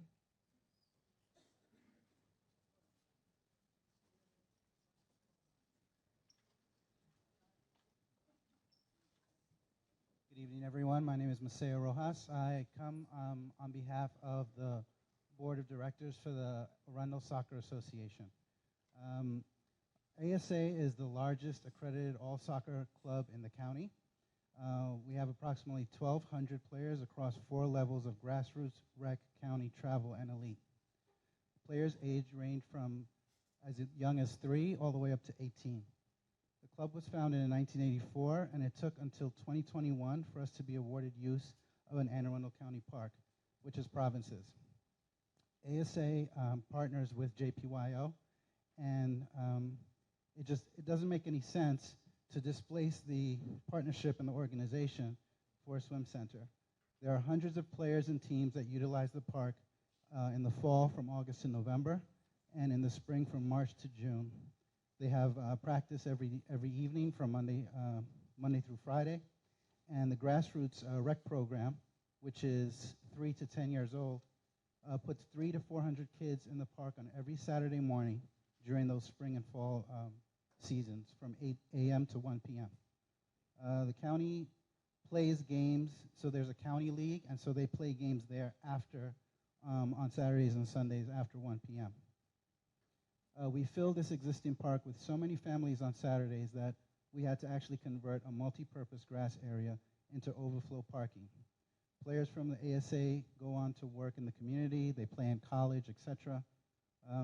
We don't want to jeopardize this, and so we also want to lend our voice to save Provinces Park. It is a beautiful grass open area, and it serves so many different purposes. So yeah, we just want to reiterate and support all the voices that you've heard here tonight. Thank you. Thank you, Mr. Maceo. Tony Murphy? Tony Murphy? No? Okay, bless your heart. Michael Haley. Hello, I'm Michael Haley. I've lived in Province's neighborhood since 2015. I love the park too. I'm glad no one brought any tomatoes, but I actually thought it was a great idea. I loved the idea of an aquatic center being in my backyard. I'm sure that many of these folks here when they go to, if this happens, when they go to sell their house, they're going to mention that there's an aquatic center within walking distance away. So I took the liberty, when the stuff was going around on Nextdoor, I took the liberty of actually printing out Google Maps, a Google Earth picture, and I overlaid what the footprint of the aquatic center was going to be. And I highlighted that really we're only losing one field. We're losing that first field on the left. I also fly kites with my kids. I also shoot model rockets in that field, far enough away from BWI, it's okay. But the baseball fields that are in that facility are garbage. I play baseball still. They are not kept up at all. They are miserable looking fields. The field in the Sandlot looks better than the fields that are in that park. I would not be opposed of getting rid of all the baseball fields completely from that area. Being a baseball player, that kind of hurts me to say, but obviously we're a soccer community. And even if you put in that aquatic center, you still have that one green space that he was saying that they use it as a parking lot. Go on Google Earth and look at it. There's cars in that beautiful green space. So really, all we're losing is a baseball field down here, one baseball field here, and this is the only one that we're really using that gets any use. That's actually a field. Everything else, you got like 4 or 5 football fields worth of space left over after the aquatic center. And I think that's plenty of space. I've never had to fight anybody for room at that park. All right, thank you. Just a reminder, this is a public forum. We're here to hear from both sides of the table, so please be respectful to each other. We want to hear from all of you. Patrick and Teresa Bast, Martha Blacksell, and Madeline Dummerth? Got it, thank you.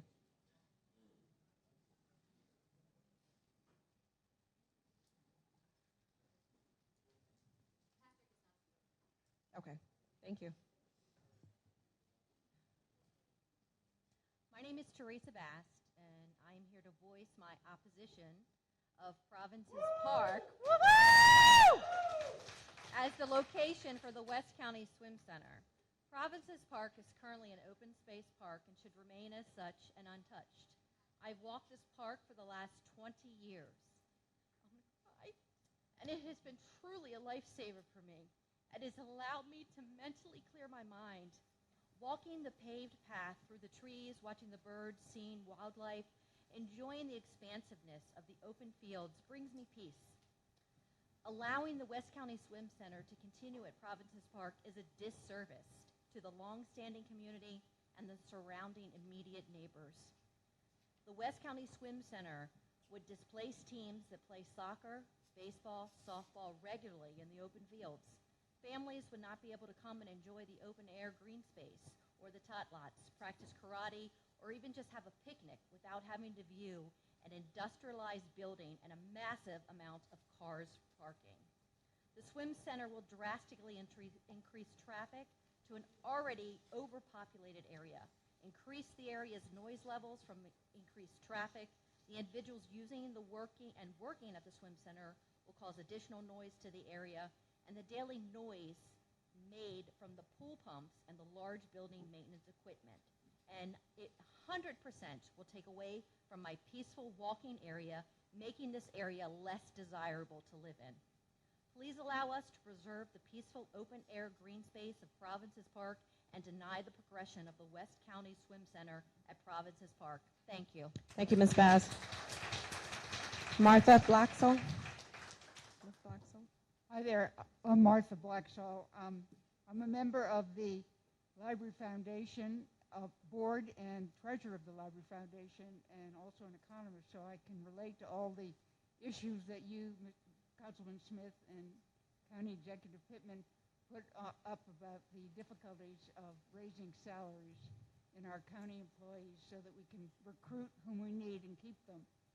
I wanted to thank you for your current support of the library, of course, but I also wanted to note that our library staff members in general only are paid at about that 92% of our staff members are not at comparable levels with county employees in other nearby jurisdictions. And as somebody else pointed out, our staff on average make about 12% less than our counterparts in these other locations, meaning that they either have to live outside the county or they have to work a second job. This is the same issue that all of our other public employees are facing, and it means that the county really needs to look at this across the board. We can't afford to lose these employees, as is true with other kinds of employees, because it's very hard to find them. We've been successful as a foundation in funding a lot of activities at the library, but this particular issue is definitely a county appropriations issue and must be addressed by the county. Therefore, I'm asking that we please fund our fiscal 2023 supplemental budget request of $2.9 million so we can bring these incredible employees up to their market rates, so we can ensure pay equity, we can retain our valuable colleagues, and we can attract the best candidates to our system. And I might add that before I came here, I didn't know about Provinces Park, but I think we'd like to add some small library activity to that park because it is clearly an important community resource. Thank you, Ms. Blacksall. Ms. Dummer? Hi, my name is Madeline Dummer, and I am a resident of Provinces as well. So you've already heard a ton of reasons why this swim center should not happen in our park. And so I'm going to talk about something completely different, as in a different reason. My husband and I do not have children. We don't partake in a lot of the things that happen at that park, but I'm a runner, and I love that there's a space that I can go that's green and run through the woods that doesn't involve being on a sidewalk. There's not very many of those locations on our side of the county, and I often drive to Howard County to run. So for me, having a swim center there would be terrible because it would be a space that I wouldn't want to run in anymore, and it's a space that's right next to my house. And the noise, the traffic, it will make it more dangerous for me and my dog walking every day, and I just hope that we can find a better place to put that, or even take that money and spend it elsewhere where it is badly needed. Thank you. Thank you. Corinne Emerson, Joanna Fireman, and Cindy Gallagher. First up, Ms. Emerson.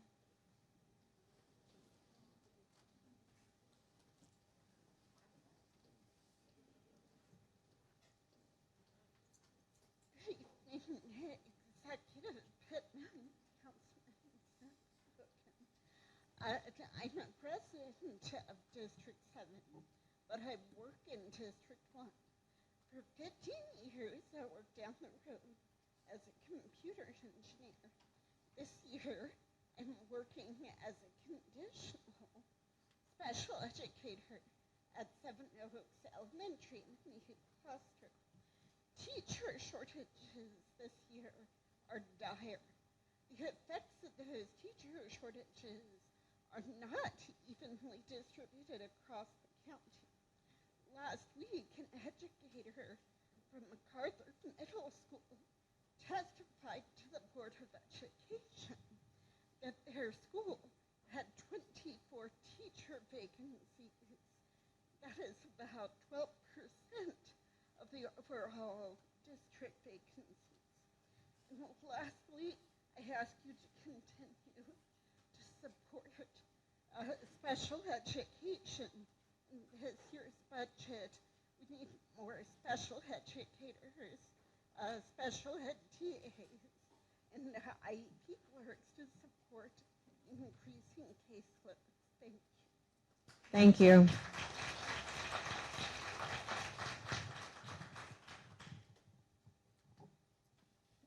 Good evening. My name is Joanna Furman, and I live in District 1. I'm a board member of the nonprofit Friends of Anne Arundel County Animal Care and Control, and I've been a shelter volunteer for 8 years. Volunteers created Friends in 2014 to help improve and save the lives of the shelter's homeless pets. Since then, our nonprofit has paid for outside veterinarians to treat countless sick or injured animals because the shelter could not afford to do so, did not have a veterinarian on staff. Without us and our generous donors, most of these animals would have been humanely euthanized due to their medical condition. We have paid for animal food, medicine, dog playpens, storage sheds, and supplies the shelter couldn't afford. In just the past 3 years, we have spent $234,000 to help the county's homeless pets. This year, now that the shelter has its very first staff veterinarian, thank you, we have already committed to spend at least $40,000 to equip her clinic. We also will keep paying for complex outside vet care that can't be done at the shelter. But we provide more than dollars. Our Facebook page with 31,000 followers advocates for the shelter and its pets. That is especially vital now that the shelter itself no longer can carry on a two-way dialogue with the public on social media because it is part of the police department, which has shut off commenting on all its agencies' social media. We co-sponsor special events with the shelter. We ask for in-kind donations from the public that the shelter cannot solicit. We also advocate for the shelter in a very important forum, this one. We Purple Shirt volunteers have spoken at every single budget town hall since they began, and we're thankful that Mr. Pittman and the council have responded by granting many of our requests. This year, our very big asks are for more staff and a new, appropriately designed shelter with adequate outdoor space for much-needed enrichment for our dog residents. I don't know if you have been to the current animal care and control building before, Councilman, but I hope you can tour the shelter soon and see why both are urgently needed. Thank you. Thank you, Ms. Furman. Ms. Gallagher? Hi, my name is Cindy Gallagher, and I have lived around this area with my family for about 25 years. We really didn't start using Providence's, by the way, that's why I'm here. We didn't really start using Providence's Park a lot until the pandemic. We were at Planet Fitness at 5:59 when it closed down for COVID, and there was no other place to go. So we decided that we would take the time and go to Province's, and my husband and I would do the walks, and by the way, 3 laps around is like a 5K, so that's great. It was a huge help. I have 2 kids. They're not kids anymore, they're young adults, but they suffer from anxiety and being confined so much during COVID. We would take the entire family and take a walk, and it was so great to see the soccer teams, and there are baseball teams that do play there. I think the field probably needs some money, but it's just a joy to actually go to the park and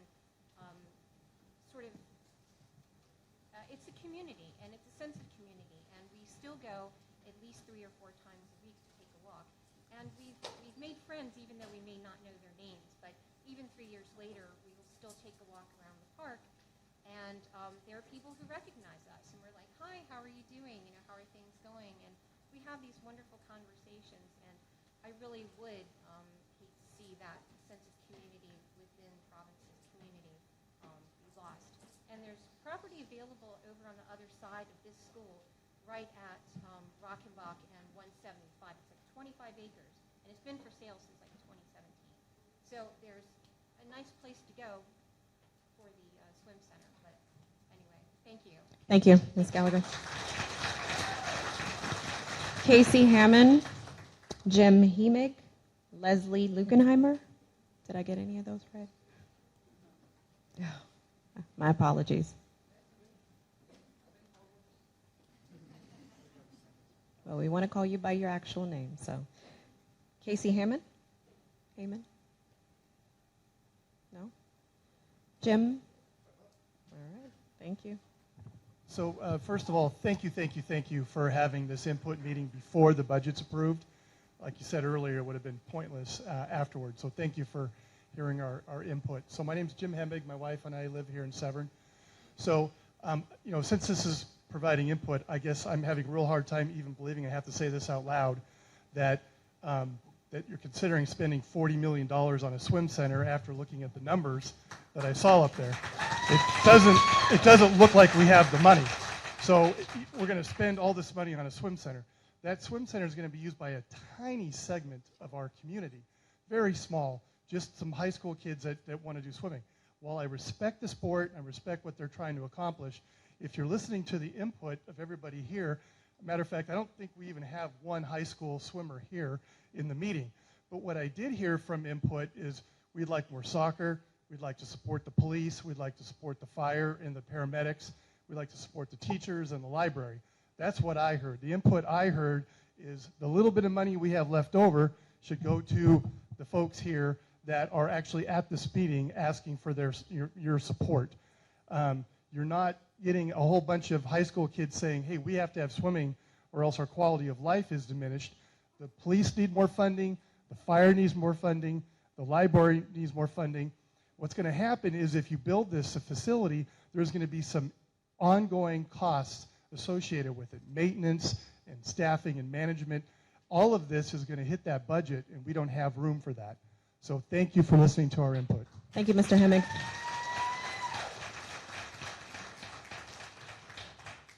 Hello, I'm Leslie Lunkenheimer. I live in the provinces right next to the park. I'm also a teacher at Meade High School. I'm not necessarily opposed to the aquatic center, but I don't understand why you would take away from a park. A beautiful open space park that's home to Jessup Province's youth organization that services hundreds of children and families. Go there on any Saturday morning and you'll see fields used, soccer fields used, families up there, children up there playing soccer and baseball. It's a beautiful sight, and it's really well used all the time, that park is. Even off season, there's people up there all the time, because I'm up there. I take my grandkids now that my 4 children are grown and through JPYO, I'm up there all the time. It's always used. It's a beautiful thing. But the other thing that really concerns me is the traffic, because I know how high schoolers drive since I work at a high school. In fact, a high school kid just hit my car recently coming out of the parking lot. True story. And they're going to be coming off of 100, and they're going to go down Ridge Road, and they're going to cut through the provinces where I live, right down my street, down Stone Castle, down Citadel. They're going to come off Dorsey Road. They're going to go through Carriage Drive. They're going to go down Disney Road, and they're going to affect all the homes in the neighborhoods there. And that's what's going to happen. They're going to come through our neighborhoods, and we don't want it. You wouldn't want it in your neighborhood. You wouldn't want parks taken away from you, from your children. So why are you doing it to us? That's my question. Thank you, Ms. Lunkenheimer.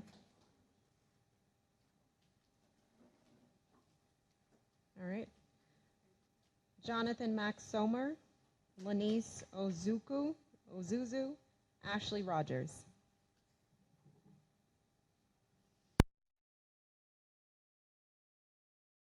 Mr. Goodman, this is for you. Thank you for coming. I'm here, as obviously are many others, to ask you to move the West County Swim Center project out of Provinces Park. Provinces Park is the jewel of our community. It is the only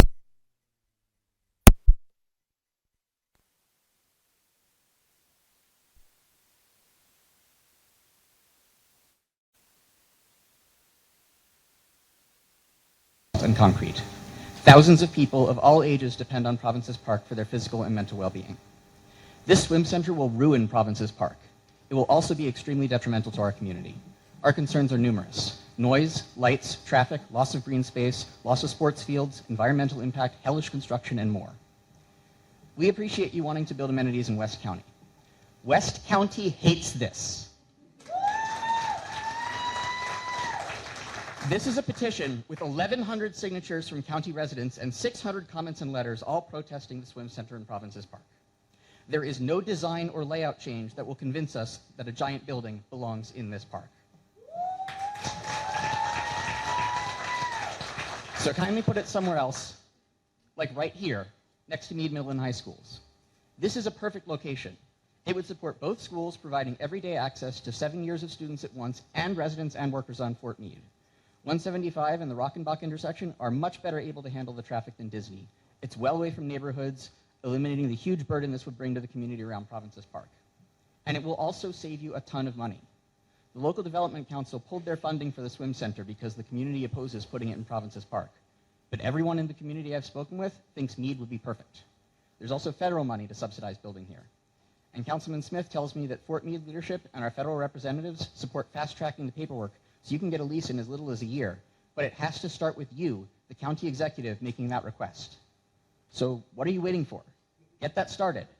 Ask the county council to move the project here and take the $10 to $20 million you'll save with federal and LDC funding. Bear with me, I'm almost done. Thank you, Mr. Max. And buy up the last few large undeveloped plots in West County, and then don't build on them. Put in walking trails and maybe a couple of fields so that we can have more green space instead of less. You have a golden opportunity here to do something really nice for West County and save Provinces Park in the process. Thank you, Mr. Thank you. Maxima. Ms. Ozuzu? Good evening. I'm also speaking in support of Provinces Park. You will have to excuse what I'm reading, but I am a teacher in a neighboring county, so please pay your Anne Arundel County teachers more, just sidebar. But I'm a teacher in a neighboring county, and a group of fourth graders are learning about writing a persuasive letter to support a cause that's important to you. So this was written as a guided writing assignment, so this is with the support of my students as well, even from another county. Okay, so the Provinces Park is a community staple. As a young child growing up in the provinces, hi, Ms. Luckenheimer, you know my friend. My sister, Jenny, she played soccer with your kids, I think. As a young child growing up in the Provinces Park, I have fond memories of soccer games, my dad volunteering on the weekends to line the soccer fields, and lifelong friendships being formed amongst families. Over 30 years later, it has been a pleasure to move back to the area and watch my son play on the same fields that I once enjoyed. Unfortunately, there's limited field space in our ever-growing residential area. The 46 acres that Provinces Park sits on is essential to providing a safe and community-based location for the adults as well as the youth in the surrounding area. Families have a relaxing path to walk on. Kids have access to safe and fun playground equipment. There's a green space for flying kites, playing field games, and courts for basketball. Replacing Provinces Park with a swim center would be detrimental to the well-being of those living in our community. Families value and want outdoor spaces that are safe and convenient. Neighboring cities like Columbia, Ellicott City, and Annapolis continually invest, upgrade, and fund projects that enhance their green spaces, and it's time that we do the same in our area. Let's seize the opportunity to further improve and expand the use of this valuable recreational space, not demolish it. Provinces Park is the heart of our community, and I hope to enjoy the recreation and serenity it brings for years to come. Thank you, Ms. Ozuzu. Support our educators. Ashley Rogers. Good evening. My name is Ashley Rogers, and I'm the manager at the Severn Library, one of the 3 libraries in District 1, along with the Linthicum and Brooklyn Park branches. So I'd like to thank you both, County Executive Pittman and Councilman Smith, for your support of our libraries and our community. So I'm testifying this evening in support of the library's budget, 2 requests in particular. So the first is a request for an elevator at Brooklyn Park. We recently submitted that as a capital budget request. Their meeting room is in their basement, so that means customer accessibility for community meetings and library programs is really limited. This will make sure that everyone's able to have equal access to that meeting room space at Brooklyn Park Library. And as you heard, our most pressing supplemental request is for the market rate adjustment for staff. So to give you some context, we've had 67,000 people visit the Severn Library last year. Each of these 67,000 people were impacted in some way by library staff. So for example, we had a customer come in and he told us that he was looking for a job. He had been recently retired. His daughter needed to go to college, so he needed to pay for that. So he came in, we helped him with resume and job seeking help, and he came back and he let us know that he found the perfect job and he was able to pay for her college. So that's just one example. In addition to career assistance, people visit for story times, COVID tests, tax help, Wi-Fi, public computers, and also just for a warm, safe space to be. Our staff make all this possible. Some of them are here with me today. At Severn Library, our staff speak a combined 5 languages. Library staff have backgrounds in careers such as theater, teaching, computer science. They bring so much expertise and dedication to their positions. So as you heard, more than half of library staff are not paid at the market rate. So we aren't asking for funding for the highest salary in the state. We simply want to make a true living wage. So we are seeking the full $2.9 million to bring these employees up to market rate. So I urge you to support this request to rectify our pay inequities. Thank you, Ms. Rogers. All right, library. Also wanted to acknowledge that Mr. Skip Auld is the CEO of our library system, and he's in the back. Mr. Auld, just wave your hand. He's here. Thank you. All right, I'm going to call the last 4 on my list. Gina Stewart, Colleen Walker-Good, Barrett Schultz, and Jennifer Stivers. Good? All right, awesome. Thank you.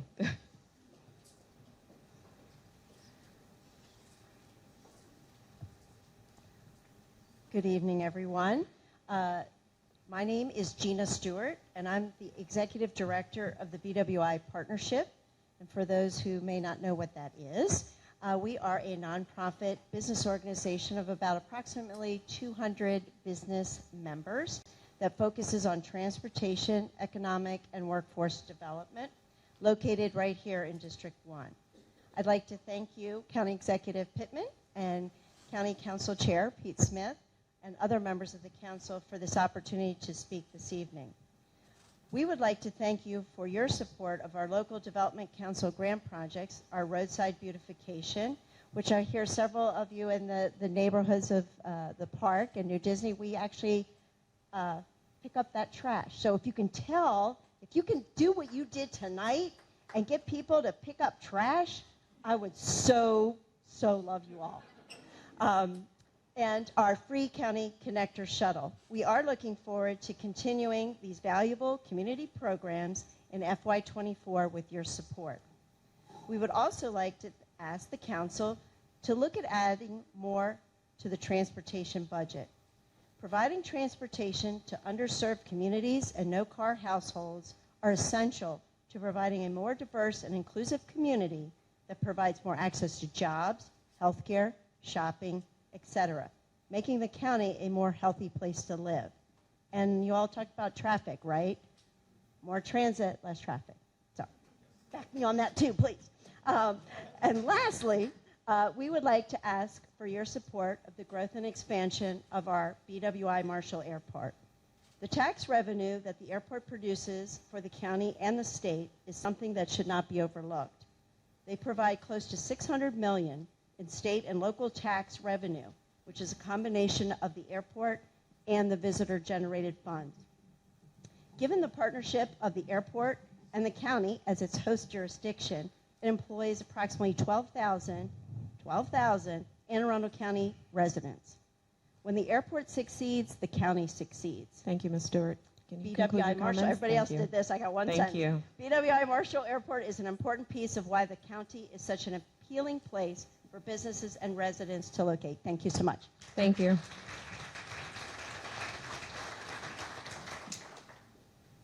Good evening. My name is Colleen Walker-Good. I'm a teacher. I've been teaching in the county 29 years. I actually taught here for 20 years at Meade Middle. So I want to thank Mr. Pittman and Mr. Smith for allowing us to come speak. I'm speaking tonight in favor of the superintendent's budget. One of the biggest issues we have in education right now is the retention of teachers. As a seasoned teacher, looking at retirement approaching, a 6% COLA would definitely deter the decision for many to retire. The extra money would be seen as a way to get seasoned teachers like myself to stay at least a few more years and to pass our, way past our retirement eligibility. To build towards our, this will help build towards our pension. If you don't know, the last 3 years of our salary helps build towards our pension. That's what our pension's based on.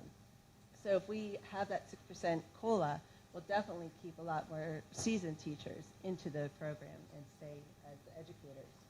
So another thing I would like to speak about is the support of additional staff that we're having in our budget.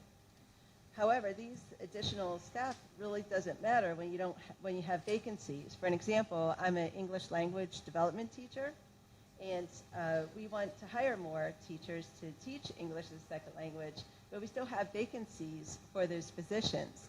So my question is, how do you expect to attract new teachers without competitive salaries? So that's one topic. Thank you. Thank you. Mr. Schultz. Good evening. My name is Barrett Schultz. I'm standing in solidarity with the residents of District 1. I'm here representing my wife, Tanya Schultz, my son, Severin Schultz, and my dog, Zegan Schultz. My son, Severin, is a player in the ASA who we heard from earlier, and he has played at Provinces Park. I'm also here representing homeschool families because we homeschool. While we live directly behind Arundel Middle and Arundel High, literally out my backyard, we can't use those fields because they're always in use. That's not a complaint. That's a good thing. Because from our perspective, open space means open areas to see longer than a screen. open areas to capture water that will not run off of cement into the bay, open soil and grass to capture carbon. We are planetary citizens, and we are not in favor of putting any development on open space if there is any cement or asphalt open to be repurposed. In addition, if there's going to be something on asphalt that is repurposed, we think that any building, and as a former high school swimmer, I support aquatics, any building should be carbon zero and capturing carbon and capturing fresh water. So when it comes to the gentleman that said the field, the baseball field needs just repair, that's not a good reason to put an aquatic center there. That's a good reason to upkeep the field. And so we would respectfully ask that you do that. My wife, and more importantly, my dog, asked me also to invest money in animal control. We walk our dog every day in green spaces. My dog, a pit bull, has never attacked a dog, but he's been attacked 3 times. Oh, wow. Once animal control came and confirmed it wasn't his fault, but he has to walk with a muzzle. We walk armed with a stick, and my wife uses a chemical repellent. We cannot get animal control to enforce dog leash laws, and we are not alone. And that includes walking at provinces. So we're asking for you to please help stop off-leash dogs from accosting people and our dogs. Because my dog, my background, I am an environmental biology major with a focus in animal behavior. I'm a lawyer. I'm a former public defender. Socially, I'm liberal. Thank you. Economically, Mr. Schultz, could you please cross all conclude your political comments? barriers and stop Province's Park. Pay our cops and pay our teachers and our libraries. Thank you. Thank you. Thank you. Hello. Since there's a lot of people here, I just want to say follow Friends of Anne Arundel County Animal Care and Control if you have not already, and stay engaged. We are a very important part of the community, especially now since the animal control facility itself cannot have comments on their Facebook page. So follow it. And thank you to our adopters also. I know there's more than one of you in this room. My name is Jennifer Stivers. I am a resident here about a mile away, work about a mile away, and I've been volunteering with Anne Arundel County Animal Care and Control for about 6 years. It is my passion, and our ask is that you take our shelter staff and new shelter building budget considerations into serious requests. It's hard to convey what being understaffed especially means for people like the kennel technicians who work their butts off and see things that you don't want to see, and then we lose those people. So it's just really hard to convey that. But we have 7 vacant full-time positions. Some are also front desk staff members. We have volunteers who pick up a lot of slack, including answering voicemails. Our time could really be used to enrich the animals, but we do what we have to do to support the county. Our animal technician, 14 years of experience, left about 10 days ago. She didn't plan to leave, but one had left before her in August and then a second in November, and so for about 2 months, she just couldn't take it anymore. Emotionally, everything. She had to deal with people giving up their pets for various reasons, and that's really hard. So, Ms. Stivers, thank you. Thank you so much. All right, I also wanted to acknowledge that Delegate Chang is in the building. Is he here? Oh, he's in the back. Thank you, waving. Delegate Chang, thank you for being here tonight. All right, so we have made it to our open floor portion of the evening. And we will stay here and listen to you because your voices are important, but I also want to be respectful of everyone else's time. So we've heard from 22 people, I've been counting, 22 people who have been here to testify about the swim center. With a show of hands, is there anyone else who is here who is hoping to testify about the swim center?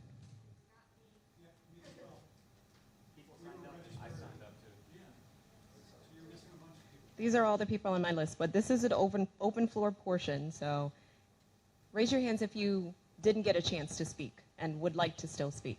And we're going to record that in our notes because Hannah's over here and she's taking notes. So you want to do a count? 1, 2, 3, 4, 5. 5 folks so far? 5, 6. I just want to say thank you Yeah. to you guys because I didn't say that. 6 people? Okay. All right. Just as a reminder, we have an email address that you can send your budget comments to, and I can personally make sure that those get to the county executive. So, since this topic has already been addressed multiple times this evening, and we are just about over time that we were planning to be here this evening, if we call your name or if you line up and you don't have any new information to add, we kindly ask that you pass to allow other residents to speak on budget requests we have not yet heard about tonight. So at this point, if you would still like to testify and you have something new to add on a topic that we've heard about this evening, please line up behind the microphone so that we can hear from you. First come, first serve. Don't. You said new topics? No, if you'd like to come speak and you have something that you'd like to add on a topic that we've heard this evening, please feel free to line up and we will. I'm on the same topic, but I'll make it brief. Okay. I'm here on behalf of Saving the Provinces Park. My neighbors and I have been there since 1992. We own a little over 10 acres right down from the park. I know people have already mentioned the traffic, which I'm concerned of. The recreation, I love up there.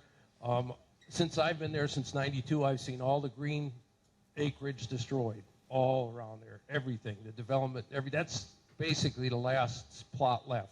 So I would definitely like to see the park saved. And one last note, I'm also worried about the stormwater management, which nobody addressed or didn't even come down to see us. We're at the bottom of the hill. I have a stream from my property with a 36-inch pipe underneath the road, which I had to have put in. And that water all comes down back through there, which is fine now, but any more water through there, I see my neighbors and I having real problems. So, but I appreciate your time. Thanks for coming tonight. Thank you. Appreciate you. Thank you.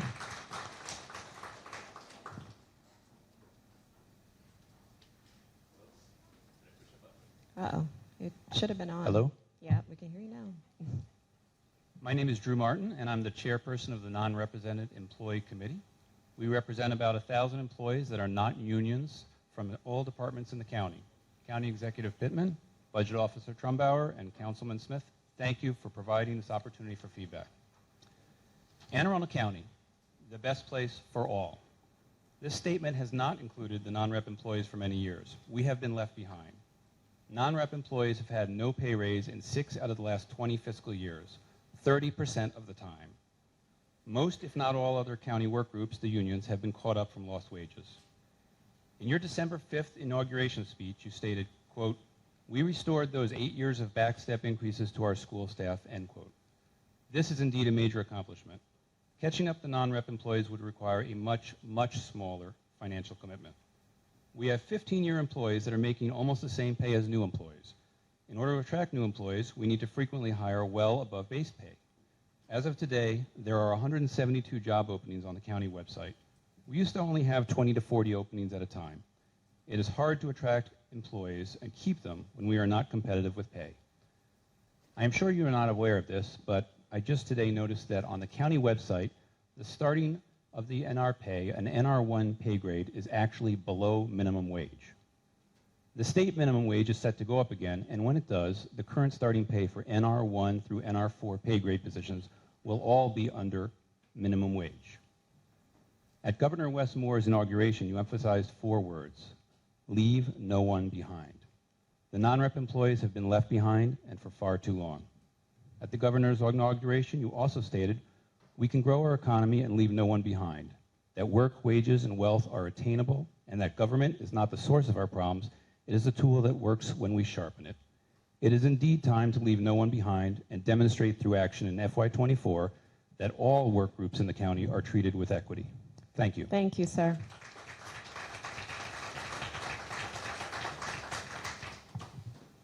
Good evening. My name is Christina Corona. I've been an educator here in Anne Arundel County for 21 years. Last night I was actually speaking at the school board budget hearing.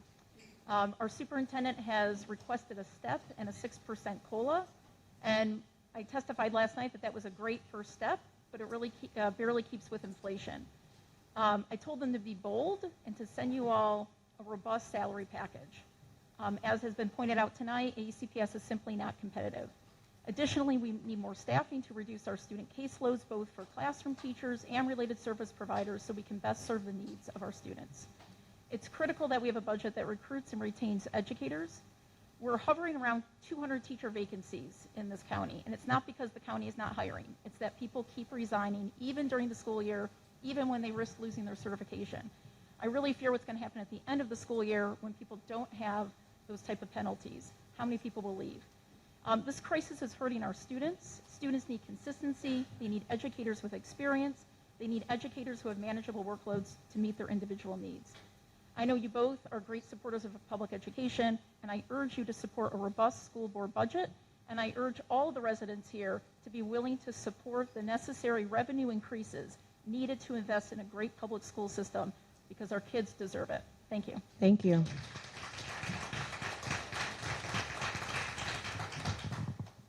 Good evening. Thanks for being here for us. My name is Josh Putterman. I am a resident of Provinces, and I'm also vice president of Arundel Soccer Association. I'm going to shock a bunch of people tonight. I am actually in favor of the West County Swim Center, but just not where you want to put it. Okay? It doesn't belong in the park. There are plenty of suitable locations within a 3-mile radius. So I'm speaking on behalf of ASA's 1,200 athletes, as well as, I was speaking on JPYO's 350 athletes as well. These are all children. Currently, the revised plans shows about 250 parking spaces for this swim center. Currently, during our practices and our games, 250 is not enough. Okay? So what's going to happen? You leave us with 2 fields that actually aren't the same size as what we currently have. You're going to take another field because you need more parking. And then you're going to take another field because you need more parking. Now we're back up to that 800 parking spot monster that you guys wanted to build in this lush green space. All greenery, including the baseball fields, are used to accommodate practices Monday through Thursday, including open spaces between the line fields. Now, in fall, we offered Gork, when they were having their renovation at Gork Field, come use our baseball fields. They used 2 of our baseball fields where we squished all of our practices in our current space. Arundel High School, Meade High School, 4 fields were taken out of use so we can put up turf fields. I'm in favor of turf fields, but that's 4 additional fields that now youth cannot use because high schools are there. So all 3 multi-purpose fields are used every Saturday for an in-house rec program from 8:30 to 1. County Soccer League uses both fields, or uses 2 fields Saturdays and Sundays, including teams outside of JPYO and ASA. Last thing, I grew up in a neighborhood that had 4 parks within walking distance. Many neighborhoods in this area do not have that, and we depend on Provinces Park for use, for getting our kids off of screens. Thank you.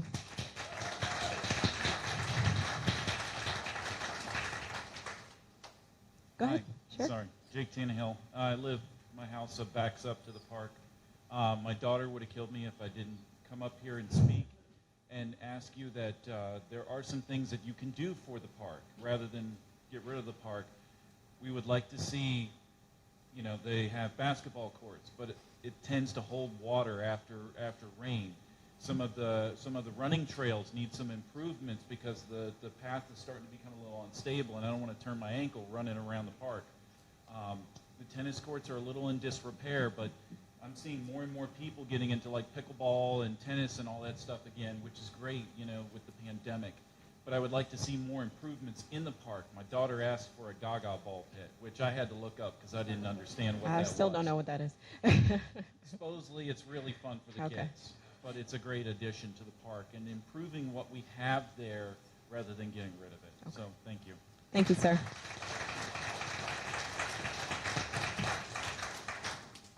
Hi, Hi, my name is Tina Taylor. I am the president and as well as a coach with JPYO. Might be a little unorganized. I wasn't planning on speaking, but I did want to. I'm a lifelong resident of Anne Arundel County. I grew up in the provinces. My family was one of the first ones on Citadel Drive as the houses were still being built. When I lived there, there was a tremendous field on Citadel Drive as well as a park, and then another tremendous field in the years that I lived there. Both fields are now gone, as well as the park has been taken out. Everybody uses the park at Provinces Park. And then that sort of twofold, Citadel Drive, thank goodness now for the speed bumps, but I'm embarrassed to say that when I used to go through Meade, I came off of Citadel and hit that road flying. I thought I was super cool as a teenager, and the kids are going to do it now. The kids do it now. I worked at an aquatic center in Laurel, Fairlands Aquatic Center. I worked there for 20 years. I watched the kids fly through the parking lot, both in and out, and that's in an area where there are no communities on either side. It's on Gunpowder Road, no communities to cut through. I said once before, I live by my Waze app, and now if I come from Odenton, it tells me cut through Disney Estates to get home quicker. I live right across the street from Provinces. If I'm coming again from Jessup, it tells me cut through the Provinces. These are the roads that the kids are going to be driving on, that the teenagers are going to be driving on for the swim center.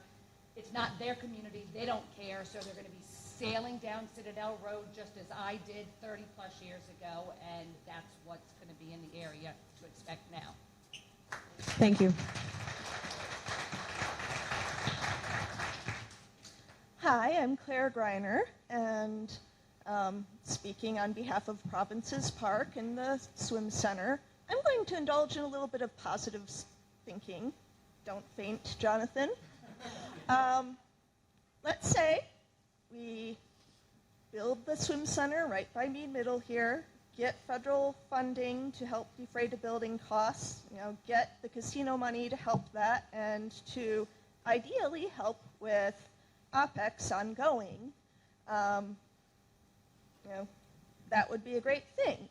But I do work at Social Security headquarters and followed a lot of our building a new data center in Frederick. And it's all LEED certified. It has the permeable pavement in the parking lots. I want to point out that that doesn't perform the way people always hope it does. It becomes a giant, unsafe ice skating rink in winter. So if you do build it with the LEED certified and the permeable pavement, you will probably want to put your risk management people and your lawyers, on notice, because you might have some ongoing battles with that. Thank you and have a good evening. All right. So you're going to be the last individual that we're going to hear from this evening. I'm so sorry. We do have a time that we have to be out of here so that they can close the building, but that does not mean we do not want to hear from you. budget-comments@aacounty.org. Please send your comments if you have any additional to that email. Go ahead, and then I'm going to pass it over. I'm Esty Contreras. I live here in the community. I did not plan to speak, but then Mr. Jin brought up that there's nobody from the swim team here. I remember last July, 9 July, at a meeting that you were both attending, that you had brought up, Mr. Pittman, that a whole bus of swim team people came into your office and they were demanding that swimming pool. And it hit me, our son was attending Fort Meade in the IB program. He was on the swimming team. And when we came home, I talked to him about it. And he said, Mom, do you know that we are going to the swimming pool and we have to wait 2 hours plus before it's our turn to go swimming? So in those 2 hours, things happen. And I just want to ask you to consider that. I mean, there's a hot tub, there's party rooms. Maybe that's where they're going to be hanging out, but that is going to bring a lot of trouble also. And I don't think we need that in our community. And just to think of it of that side too. Thank you. Thank you. I am thankful. I am honored. Thank you so much for being here with us this evening. I'm going to turn it over to our elected officials for closing remarks, beginning with Councilman Smith.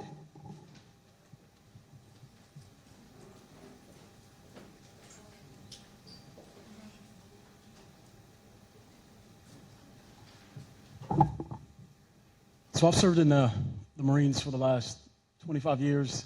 I'm grateful my kids were here to see this. I didn't anticipate them being here, actually, so I was quite surprised by that.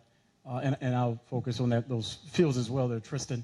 But I've heard you loud and clear. And the one thing that I campaigned on when I first got back into this race, and I think all elected officials should have, is integrity, right?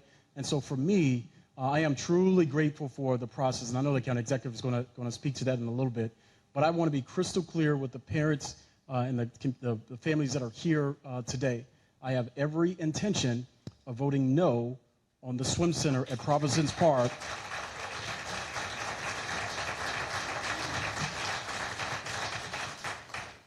Because we have a representative government, and I have heard you loud and clear. I have my marching orders for the people that I represent, and that's the stance that I'm going to take when it comes to the budget. What I have been doing, though, because I'm just not a no guy, I have been meeting with Colonel Sapp here in the last few weeks to talk about potentially, and the reason I even picked this site as where we should have it is because as you drive out of here, you're going to drive past a large parking lot as you leave the middle parking lot. Right there is the conversation we had with the colonel about potentially having the swim center replaced there, which would, in my mind, make absolute perfect sense as far as the location for the swim center because it already has the parking and everything else that's associated with it already in place right now. And I've also had a conversation with the McKinsey Group, and in fact, on Monday, talking more in depth with them next week. They are the people that actually own the other side, that 25 acres that someone mentioned earlier. 13 of those acres are on the west side of Rockenbach. The other 12 are on this side, the east side, on the water tower side, that belongs to that group. So that, too, could potentially be an ideal location, or at least access road, to a swim center because Rockenbach is already a 4-lane road, and folks coming from 175 would just turn north or turn south into Fort Meade and have access potentially to the swim center. So I'm not just a no because the reason I'm a no is because I holistically believe that we have a truly realistic, viable option for a location that it meets the needs of the people that live in this community. For the swim team or members that are advocating for a swim center, we can still have it, but it just makes complete sense here. The rest, so I wanted to be crystal clear on that process. That is definitely how I will vote come May when we get the budget, if there is capital money assigned to FY24 for this project. I really do think we have an opportunity with the base and with McKinsey to have that swim center placed right here. The other things that are in the budget, I am totally going to look into, and I'm so glad that Delegate Chain came here today because I want you all to know he holds a significant position at the state level. He is chair of the Mark. What's your also of the capital program for the state of Maryland. That's $6 billion. Is that what it is? $6 billion that the state of Maryland will be leveraging to fund capital projects specifically. He is the chair of. So I want you all to turn around and look at him, and so and. Whatever projects that we have here at the county level, that state resource is also a pool of money that we have the opportunity to leverage as well. Once we get those priorities in place, and I know the county and administration will certainly leverage that, and they have been a willing partner. So I'm not going to speak too long, but I've heard you loud and clear, and I do want to say that over the last few years, the county executive has been such a strong supporter of this district. You don't believe it. Look, I was on the council for 6 years prior to this, and a lot of the resources that we did not get didn't happen. He has literally been pushing resources into this area. And so while the process has not been perfect for a lot of you all, including this specifically, I am sure that he will find a way to remedy and to rectify, if you will, to meet the needs of the citizens that are over here, because he's done it time and time again. So I don't want you to be too hard because the process is what it is, and you will see that unfold. We have a meeting on January 30th, right here again, about specifically for the swim center. So for those that are care about it, you should come back because that's when we're going to be talking more in depth about that swim center. But I will turn it over to the county executive, and thank you all for being here today. Take care.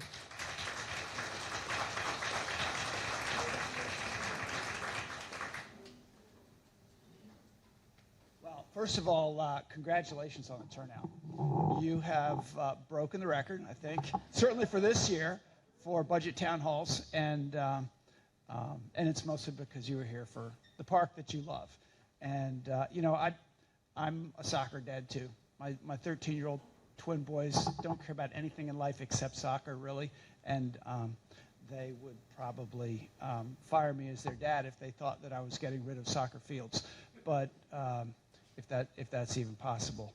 But let me get back to Provinces Park and first just say a couple of quick things about the budget in general and some of the other items that were brought up. First of all, the $50 million in discretionary spending is new money over last year. So when we talk about public safety or police department funding, we're talking about we will fund what we funded last year. The question is how much new funding we will create. And when we're talking about capital projects like the West County Swim Center, wherever it might be, the West County Swim Center, that is paid over with bonds over 30 years. So you can't just take that and you can't compare it. You can't replace recurring revenue like paying people or hiring new people with one-time projects like that or things that are going to be bonded. I always say, and I just want to say again, public safety is probably why government was created. Police, fire, Office of Emergency Management, absolutely essential that we make our communities safe and livable. And our future depends on our schools. And I'm so pleased that there were more teachers here and more school staff here that were speaking up. It is absolutely true that if we can't fill these positions, it's because we don't have the right working conditions and the right pay, and it's expensive. So we have to confront that. The libraries are here, and I always say the libraries are like community centers in this county because we don't really have community centers. We have libraries that provide all kinds of services, and it's true that our library staff is not paid adequately, and we have to address that. I was glad to see the non-representative employees here, Drew, speaking up. I think that might be is this your first budget town hall? All right, you're getting the idea. And it's true that there are a lot of years where they did not get raises, and we have started to meet with them regularly, and they are as valuable as any other county employees. All infrastructure spending is really important, and we heard a bit about traffic, and I was shocked when I heard that it takes 20 to 30 minutes to get to National Business Park from Provinces on a good day, and it's only 3 miles. But getting cars off roads is big. Transit is big. We're doing a transit center. We're major investments in transit. We're going to get help from the state and the feds on that. We have a new administration at the state level that really prioritizes transit, so we're going to be getting help there. But it includes sidewalks, and it includes trails, and it includes roads, and it includes all of the other things that to keep the cars moving that we have. I won't get too far into that. Thank you, Animal Care and Control. They're always here with the purple shirts. And I was unaware of this Facebook situation, so I wrote that down and kind of shocked by that. But also looking into some of these other issues that you've raised. So let me get back to Provinces Park and the process and all of that. It is true that the council addressed this issue in their budget without enough community engagement up front. And the council person, Sarah Lacey, says she would have voted no had she known about the opposition. The opposition had not really mobilized, and they took the vote. It was a 7-0 vote. We were desperately looking for a place to put a West County Swim Center.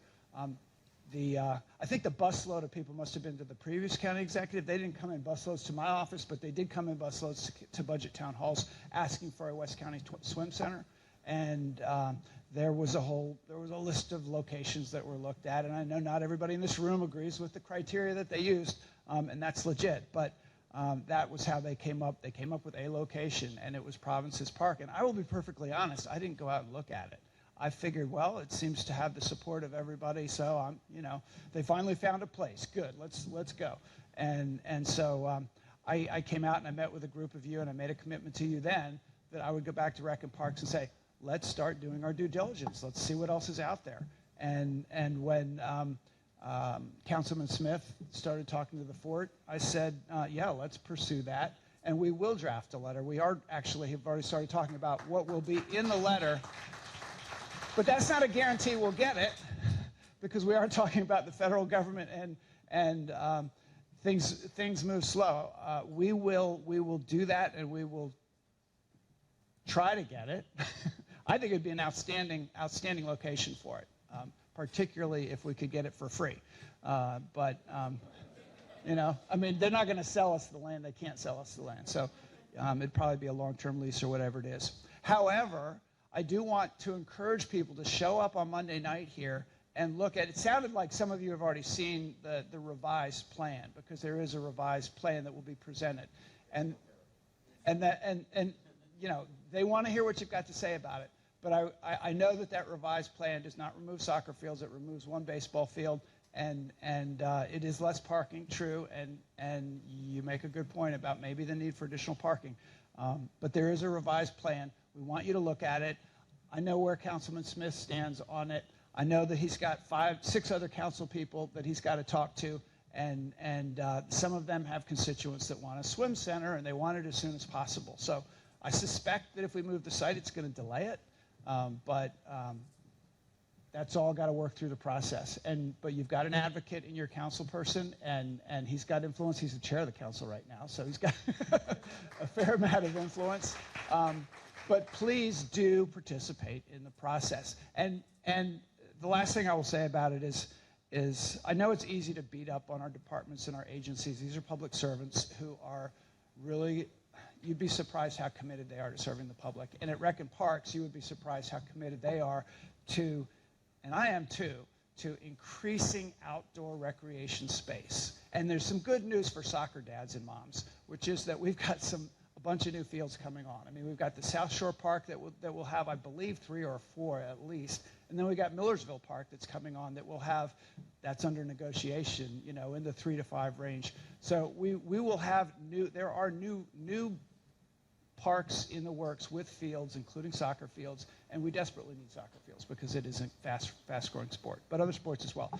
So, but please show up on Monday, and please be kind to the folks who have put together the plan, because they were told by the council, put together a plan, and they're doing what they have to do, and they will have a plan for you. You don't have to like it, but please be respectful about the process, and I'm sure you will be, because they work really hard, and they're just doing what the council and I guess I as well told them to do a year ago to come up with this plan. So you'll see it, and we'll take it from there.